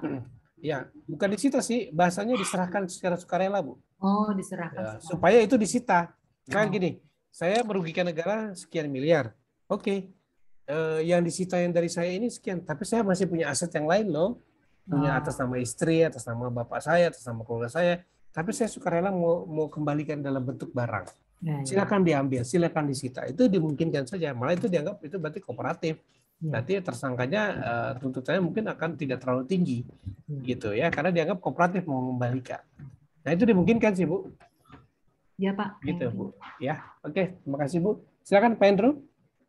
Ini mau nanya Pak tadi yang mengenai penyitaan tadi Pak terkait barang bukti yang disita jika terjadi dalam vonis pengadilannya yang barang yang diperoleh sebelum dia menjabat kasus korupsi tersebut tetap divonis disita, upaya hukumnya tetap melalui pengadilan banding Pak ya untuk protesnya itu Pak. Bukan pengadilan banding Pak, tapi apa, Pak? Kalau penyitaan ini nanti kita belajar Pak tentang masuk bisa diperadilan juga Pak. Dianggap penyitaannya tidak sah. Oh gitu ya. Iya. Kalau tadi kan yang Bu Maria tanyakan kan tentang saya ceritakan tentang sukarela menyerahkan untuk mengurangi kerugian negara gitu kan. Tetapi kalau yang pertanyaannya Bu Liana tadi barang yang jauh sebelum tindak pidana malah ikut disita. Nah ini yang dianggap nggak berkaitan dengan tindak pidana. Nah ini yang dianggap misprosedur. Ini yang perlu kita protes. Gitu. Begitu Pak Andrew. Ya jadi mekanismenya bisa pra-peradilan atau begitu mau disita kita komplain. Kayak kemarin tuh saya komplain pada waktu melakukan penyitaan barang-barang yang dokumen-dokumen yang tidak terkait malah mau disita. Nah, itu lucunya. Nah, makanya kalau kita nggak ngerti dimainkan nanti. Gitu. Jika divonis disita juga Pak, baru banding Pak? Ya bisa saja nanti. Hanya upaya hukumnya hanya banding Pak ya berarti ya. Gimana kamu udah? Sebenarnya di awal adalah mulai dari pra-peradilan sebenarnya Pak. Ya. Iya. Jadi dari situ Pak. Kita protes sama. Kalau di pra-peradilannya tidak dikabulkan? Ya kalau tidak dikabulkan nanti ada mekanisme yang lainnya Pak gitu. Ya intinya gini Pak, ya diperjuangkan sih. Nanti kita juga bisa minta di pengadilan kalau sampai masuk ke pengadilan kita minta bahwa ini kan tidak terkait tindak pidana kenapa ikut disita. Bisa kita sampaikan juga ke majelis hakim bahwa ini penyidik atau penuntut sewenang-wenang menyalahi prosedur. Dan ini terjadi, mungkin bukan panik sih. Bisa jadi penyidik atau penuntutnya karena gimana nih cara nutupin kerugian negaranya atau uang. Ya, pernah terjadi juga Pak hanya terima 100 juta tapi rumahnya disita juga padahal dia belum jadi saat itu belum jadi jaksa atau jadi apa. Nah, ya ada kayak gitu. Makanya saya bilang, ya ada juga kayak gitu yang sebenarnya akhirnya gini. Ya harus dipisahkan lah tanggung jawabnya, gitu kan? Ini kan bukan bicara tentang semua-muanya, jangan-jangan nanti harta warisan pun disita gitu kan? Padahal betul, Pak. Harta warisan orang tua, nah ini yang nggak benar. Ya itu yang perlu kita kritisi bersama Pak. Begitu Pak Andrew kalau menurut saya. Tetap pra-peradilan berarti Pak ya? Iya betul Pak. Terima kasih Pak. Ya silakan Bu Rini. Pak, izin bertanya Pak. Jadi kalau penyitaan itu sudah masuk dalam sita bundel pilot, bisa disita secara pidana lagi ya? Boleh Bu, yang tadi boleh. Dan pengalaman saya juga begitu. Meskipun saya memperjuangkannya terlebih dahulu. Oh, walaupun udah di bundel pilot dia masih bisa disita pidana ya Pak ya? Banyak contoh Bu. First Travel contohnya begitu. Abu Tur juga begitu kalau tidak salah. Sama. Jadi kan lapor pidana dipilotkan juga, dua-duanya berjalan, akhirnya rebutan barang sitaan jadinya, gitu Bu. Jadi siapa cepat dia dapat gitu Pak? Enggak juga Bu, buktinya saya duluan dapat, ya bundel pilot saya, tapi berapa tahun karena laporan pidananya naik di tingkat jadi penyidikan, ya kemudian barang asetnya disita, dianggap penipuan atau apalah. Jadi nggak ada apa namanya, tidak ada patokan Bu. Intinya punya hak. Mau dia sita di awal, mau disita pertengahan atau disita nanti, itu kewenangan penyidik gitu. Pak, izin berpendapat Pak. Ya, Pak. Ya, silakan Pak. Berkaitan tadi dengan budel yang disita ini, apakah ini juga bisa menjadi apa Pak? Ketika misalnya bahwa satu debitur sudah dalam proses pilot atau PKPU, Nah, tetapi karena sesuatu hal bahwa pemilik perusahaan atau pemilik ada pihak lain yang ingin katakanlah bahwa ini tidak menjadi suatu budel pilot, sehingga mereka melakukan suatu action yang katakanlah negara ini kan kita mengetahui Pak, apapun bisa dilakukan, yang penting ada sesuatu. Dalam arti apa? Sehingga seperti yang Bapak tadi alami itu, mereka langsung melakukan tindakan hukum yang lain, yang notabene untuk mengambil aset ini, untuk biar jangan diperhitungkan dalam budel pilih. Kan dimungkinkan aja, Pak. Jadi di sini menurut saya jadi nggak ada kepastian hukumnya. Terima kasih, Pak. Oke, baik. Terima kasih, Pak. Memang betul, Pak. Sebenarnya tujuannya sama, cuma caranya berbeda, Pak. Satu cara pidana, satu cara kepailitan, gitu. Ya, sama-sama memproses hukum, gitu ya. Cuma pendekatan kepailitan kan sebenarnya sanksi pidana. Artinya ketika disita aset-asetnya itu, misalkan budel pilot disita menjadi sita pidana, yaitu harus setelah perkara selesai dikembalikan. Kayak kemarin saya di izin saya dari hakim pengawas bahwa disebut dengan jelas bahwa dan hakim pengawas bersurat ke penyidiknya bahwa setelah perkara selesai balikin ya, itu ada di state jelas. Jadi nggak boleh dirampas negara. Nanti salah itu kalau jangan. Nah, mungkin di kasus first travel itu jangan-jangan tidak ada statement seperti itu sehingga ya disita aja, dirampas oleh negara. Memang akhirnya ya menimbulkan pertentangan. Nah, itu menarik juga Pak. Ada juga beberapa penelitian terkait dengan sita pidana versus sita umum kepailitan. Mana yang didahulukan? Dua-duanya punya kewenangan gitu ya. Nah, itu Pak. Begitu kurang lebih Pak. Bisa buat skripsi Bapak tuh nanti Pak. Kalau Bapak mau tertarik. Bisa Pak. Atau ada yang mau tertarik bahas itu boleh juga.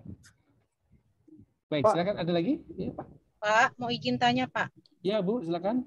Ya, Friani Pak.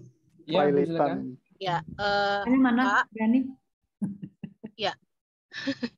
Pak, izin tanya tadi berkait dengan pertanyaan yang mengenai budaya pilot dan juga pidana dan juga sedang dalam proses baik PKPU maupun pilot. Kalau bicara kewenangan Pak, ini kan PKPU dan kepailitan ini kan leg spesialis Pak. Apakah ini yang menjadi pertimbangan bahwa memang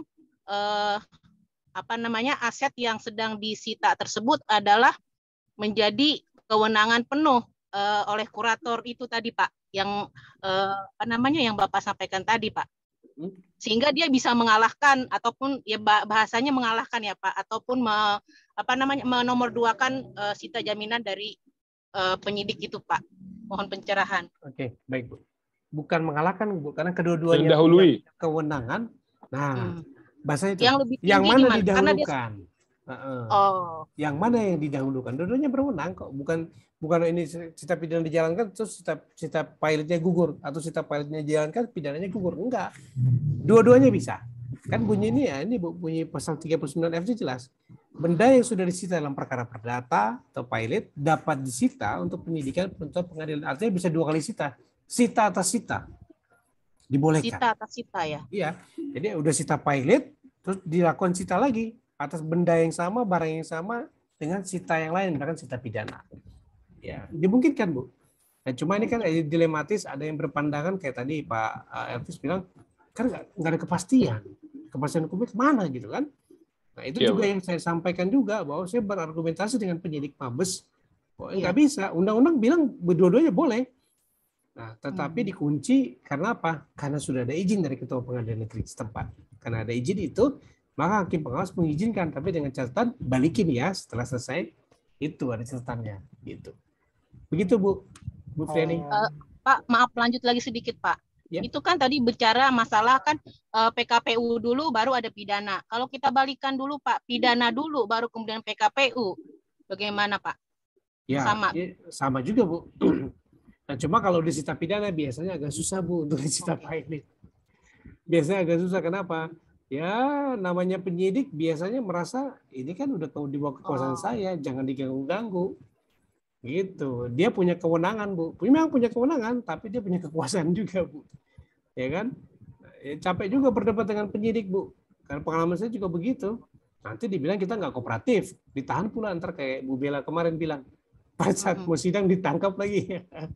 Nah, maksud saya gini, komunikasi saja antara penyidik dengan kurator, itu saja. Tapi ini case by case ya Bu, artinya tidak semua yang kasih alami belum tentu akan sama dialami oleh kasus-kasus yang lain. Bisa jadi pendekatannya pun berbeda, nggak bisa begitu. Begitu Bu, Bu Priani ya gambarannya. Oke, makasih Pak. Ya, sama-sama Bu. Oke, baik. Bapak Ibu, saya lanjut lagi. Tadi sedikit lagi. Tadi sampai di mana ya? Oke, ini sudah. Barang sitaan itu disimpan di mana? Nah, di undang-undang diatur bahwa ada namanya rumah penyimpanan barang sitaan negara, Rubbasan. Jadi KUHP diatur, di PP 2783 juga diatur. Nah, ini adalah di bawah pengawasan Kementerian Hukum dan HAM yang ada di setiap ibu kota, di kanwil setempat. Ya, organisatorisnya ada di bawah Kemenkumham. Tapi secara juridis, ya, de jure-nya, dia harus tanggung jawabnya kepada penyidik, APH, aparat penegak hukum, penyidik atau penuntut atau pengadilan, sesuai tingkat pemeriksaan. Jadi kalau disita oleh kepolisian, boleh nggak dititipkan di Rubbasan? Boleh. Ya, jadi secara juridis, hai Rubbasan, ini kami titipkan mobil sitaan begini. Oke. Jangan sampai hilang ya, itu bertanggung jawab Rubbasan. Nah, tanggung jawabnya Rubbasan itu secara organisasi memang ke Kemenkumham, tapi secara juridis dia harus tanggung jawab ke penyidik yang menitipkan itu. Karena itu perintah undang-undang penyimpanan barang sitaan. Jadi kalau misalkan di suatu daerah belum ada Rubbasannya, boleh disimpan di kantor polisi, di kejaksaan atau di pengadilan atau bank pemerintah gitu ya, kalau misalkan uang cash gitu ya. Dimungkinkan. Ya. Nah, jadi sebenarnya Rubbasan itu kewenangannya ini. Ya. Nah, makanya wajib Pak untuk di semua barang sitaan itu wajib untuk dimasukkan ke rumah penyimpanan barang sitaan, Pak. Dalam praktiknya, Pak, tidak semua sih. Kadang-kadang langsung disimpan oleh penyidiknya di kantornya dia. Ya, karena seperti narkoba kan itu kan nggak dititipkan di penyimpanan barang sitaan negara, Pak, tapi di kantor polisi, Pak. Betul. Kadang-kadang juga ada satu faktor memudahkan penyidikan, Pak.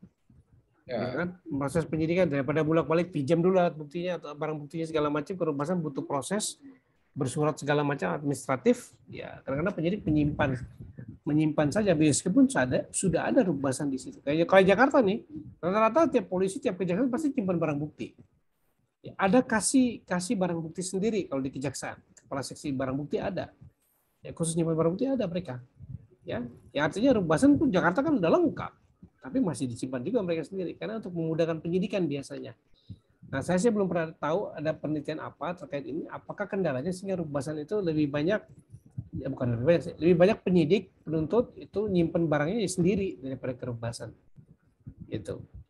Nah, kayak kemarin KPK juga nyimpan sendiri kan? Kalau tidak salah tuh mobil mewahnya siapa? Yang suaminya wali kota Tangsel itu?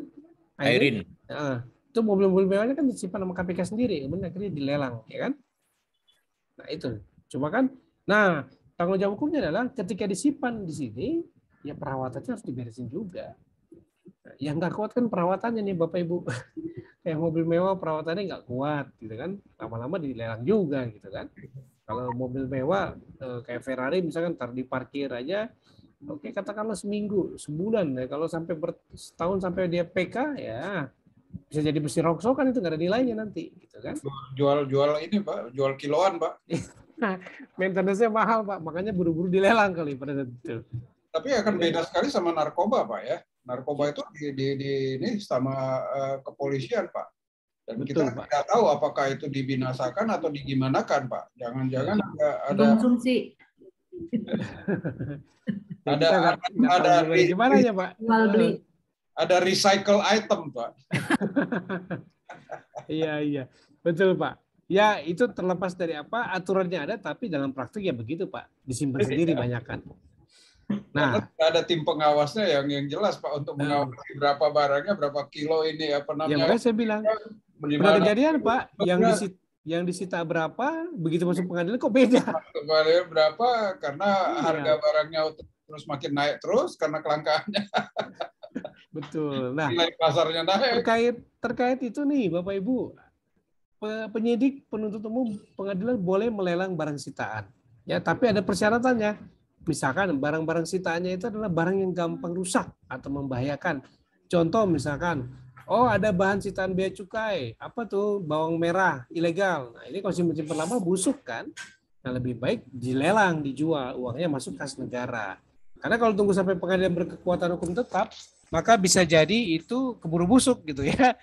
Atau katakanlah minyak goreng, wah minyak goreng lagi langka nih, terus ada barang sitaan minyak goreng ilegal gitu kan, masuk ke Indonesia. Nah ini bisa jadi dilelang dulu, nanti uangnya masuk ke kas negara daripada mubazir gitu ya, barang-barang yang gampang rusak atau barang-barang yang membahayakan. Nah ini jadi dimungkinkan Bapak Ibu ya dilakukan pelelangan barang sitaan, ya. Nah atau misalkan biaya penyimpanan terlalu tinggi, nah kayak kasusnya suaminya Airin itu akhirnya dilelang kan karena nggak kuat juga KPK biaya operasional maintenance-nya per bulannya gitu ya. Apalagi mobilnya banyak gitu ya. Nah, kalau misalkan ya sesuai tahap penyidikan, kalau misalkan di penyidikan maka yang berwenang adalah penyidik, kalau di penuntutan adalah jaksa gitu ya. Nah, tapi tetap harus ada persetujuan dari tersangka atau kuasanya. Ini yang penting. Harus disetujui dulu tersangka atau kuasanya, nggak bisa mencojol lelang begitu aja. Ya. Nah, kalau di pengadilan harus perintah hakim gitu ya. Uang yang hasil lelangnya lah yang menjadi barang bukti yang disimpan di dalam kas negara. Jadi nggak perlu nyimpan lagi barang-barang yang mudah rusak atau yang biaya operasional penyimpanannya terlalu tinggi. Nah ini Bapak Ibu. Kemudian, nah kalau barang-barang yang disita barang terlarang. Nah misalkan di pasal 45 ayat 4 KUHP menjelaskan barang terlarang itu seperti senpi tanpa izin, bahan peledak, bahan kimia tertentu, narkotika, upal ya, uang palsu dan yang lainnya. Nah, terhadap barang-barang ini KUHP memberikan kewenangan agar barang itu bisa dirampas untuk kepentingan negara atau kalau perlu dimusnahkan oleh negara. Ya kayak upal-upal itu kan barang sitaan itu pasti langsung dimusnahkan. Ya, miras gitu dimusnahkan gitu ya. Nah, kalau narkotika juga dimusnahkan. Begitu, dimusnahkan kemana saya nggak tahu caranya gimana. Pokoknya musnah aja gitu ya. Nah, jadi ini yang boleh dimusnahkan, ya, atau dirampas untuk kepentingan negara. Nah, terus kemudian, nah ini pertanyaan Pak siapa? Pak Riki tadi ya, pengembalian barang sitaan di pasal 46 KUHP. Jadi barang itu yang disita boleh dikembalikan, ya. Kalau menurut hasil penilaian penyidik atau penuntut bahwa udah nggak diperlukan lagi, ya. Atau misalkan perkaranya tidak jadi dituntut karena tidak cukup bukti atau dia bukan perkara tindak pidana. Ya.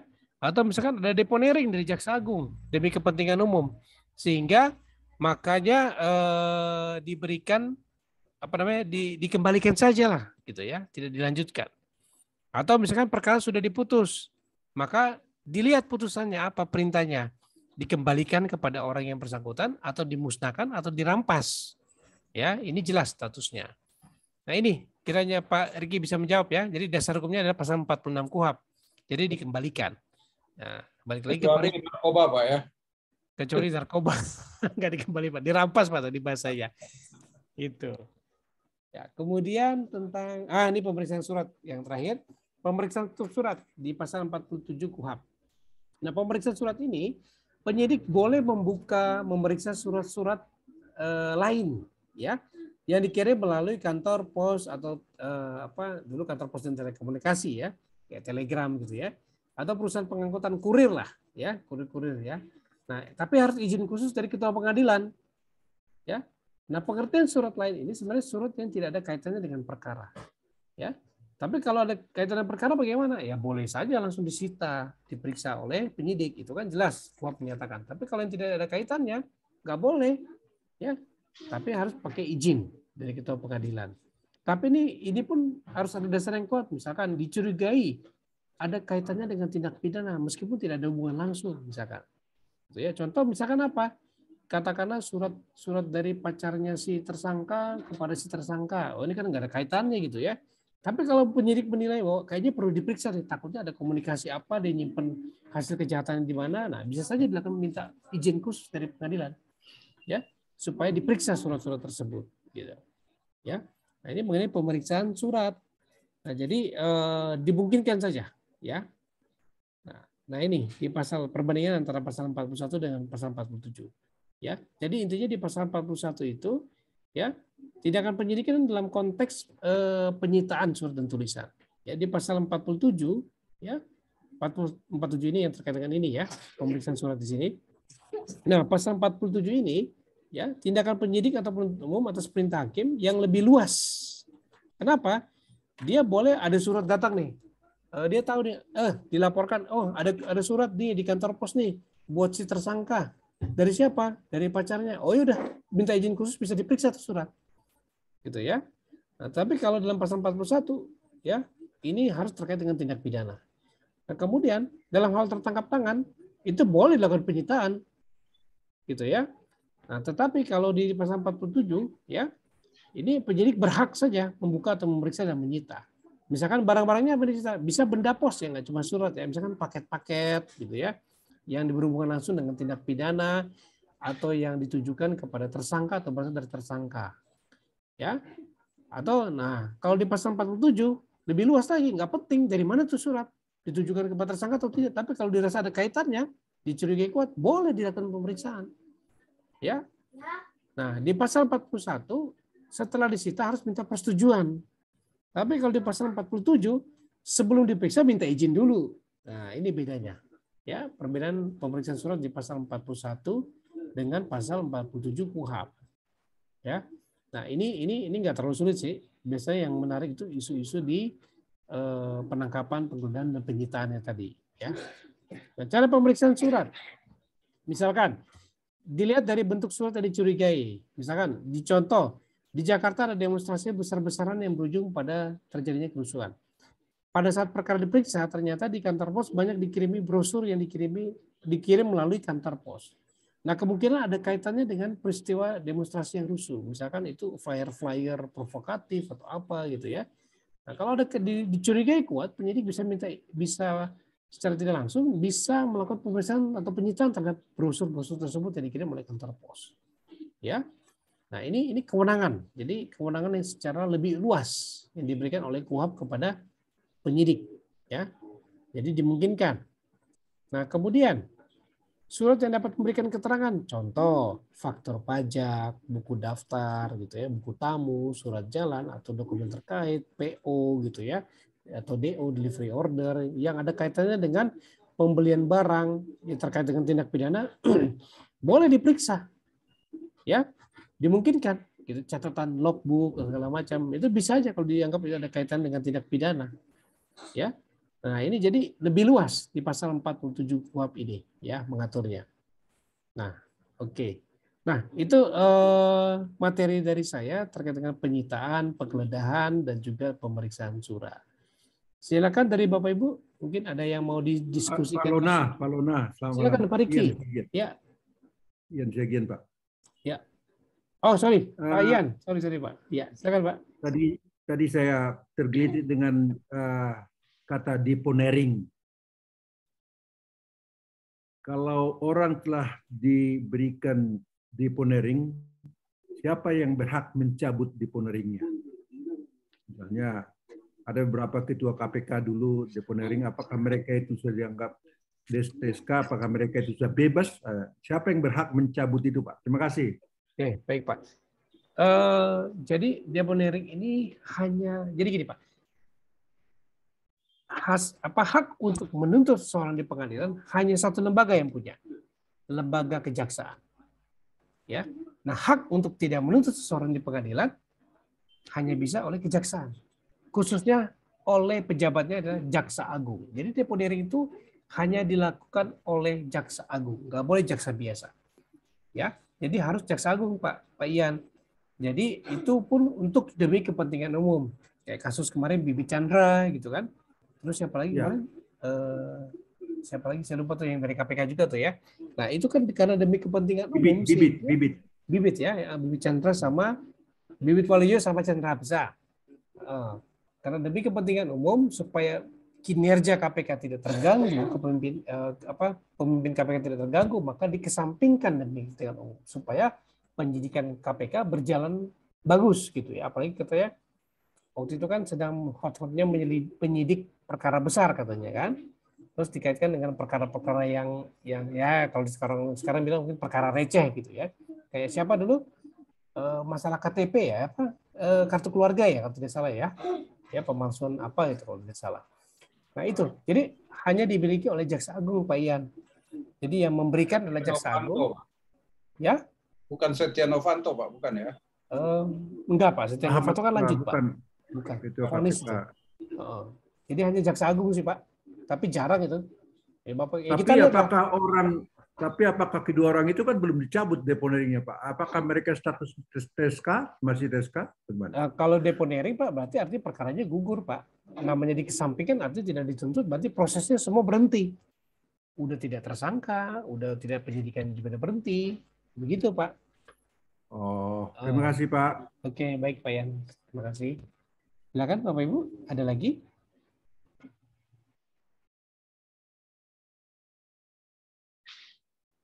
Oke, Bapak Ibu, kita akan UTS-nya di bulan April sebenarnya, tapi ini mungkin agak-agak kejepit nih ya. Karena minggu depan kita sudah libur Paskah ya Bapak Ibu ya. Jumat Agung kan, jadi kita tidak ada. Apa tadi Pak Babang bilang UTS? Di Mei aja Pak. Iya, kejepit. Kenapa? Karena saya belum dapat pengumuman resminya tanggal berapa, ya. Karena kalau di akhir April kayaknya belum mencukupi minimal 7 kali pertemuan. Karena pertemuan ke-8 lah UTS gitu ya. Nah, tetapi saya tahu bisa jadi habis Lebaran sih. Lebaran itu kan awal Mei ya, Bapak Ibu ya, betul kan ya? Iya Pak. Iya Pak. Bisa jadi habis Lebaran. Tanggal 6, 7, tanggal 2, 3 Pak. 2 dan 3. Betul Bu Putri, ya awal-awal. Bisa jadi di awal Mei kayaknya. Karena kalau dilaksanakan di akhir April kan nanti kepotong libur Lebaran, ya kan? Nah ini juga nggak mungkin kayaknya gitu. Nah itu saya informasikan saja. Jadi kemungkinan besar sih kalau saya lihat sih di awal Mei setelah Lebaran, ya. Karena minggu depan udah Paskah dan segala macam, gitu Bapak Ibu. Nah nanti kita habiskan materi sampai ke pertemuan ke-7, baru pertemuan UTS. Ya Pak? Offline atau online Pak? Kalau sementara masih online Pak, belum ada instruksi dari Pak Rektor boleh offline Pak, kayak gitu. Ya. Tapi kita nggak tahu ya nanti. Dengan offline. Tapi kita nggak tahu nih Pak. Aja offline. Kalau tunggu perkembangan selama akhir bulan ini, siapa tahu nanti dibolehkan sama Rektor. Ya karena sudah semakin turun habis kan kasus-kasus COVID, ya semoga bisa kuliah online, kuliah offline lagi atau kuliah hybrid paling tidak gitu kan. Banyak yang kesulitan Pak. Iya. Offline. Iya, kalau offline kesulitannya adalah ya Bapak Ibu ya mesti datang ke kampus jadinya. Tunggu saya lulus aja Pak. Ya Pak, saya juga lulus online Pak. Hybrid aja Pak, hybrid. Jadi angkatan. Ya, kemungkinan besar hybrid sih, Pak. Cuma kuliahnya offline aja Pak, tapi ujiannya online. Oh, menunggu kabar dari Pak Rektor dulu nih, pesan Pak Rektor. Kita foto dulu Pak. Ya? Foto yuk Pak. Oke, boleh silakan Bu. Yuk. Kebetulan juga sudah habis materi saya kuliah. Kalau tidak ada pertanyaan lagi, sekaligus kita mengakhiri saja. Silakan difoto dulu, Bapak Ibu. Ya, 1 buka ya, 1, 2, 3. 1 lagi ya. 1 layar lagi. 1, 2, 3. Oke. Oke, thank you Bu. Baik, Bapak Ibu terima kasih untuk terima kasih Pak Lona. Terima kasih Pak Lona. Depan ya. Selamat malam. Materi jangan lupa Pak. Oh iya, nanti saya kasih materinya ya. Terima kasih.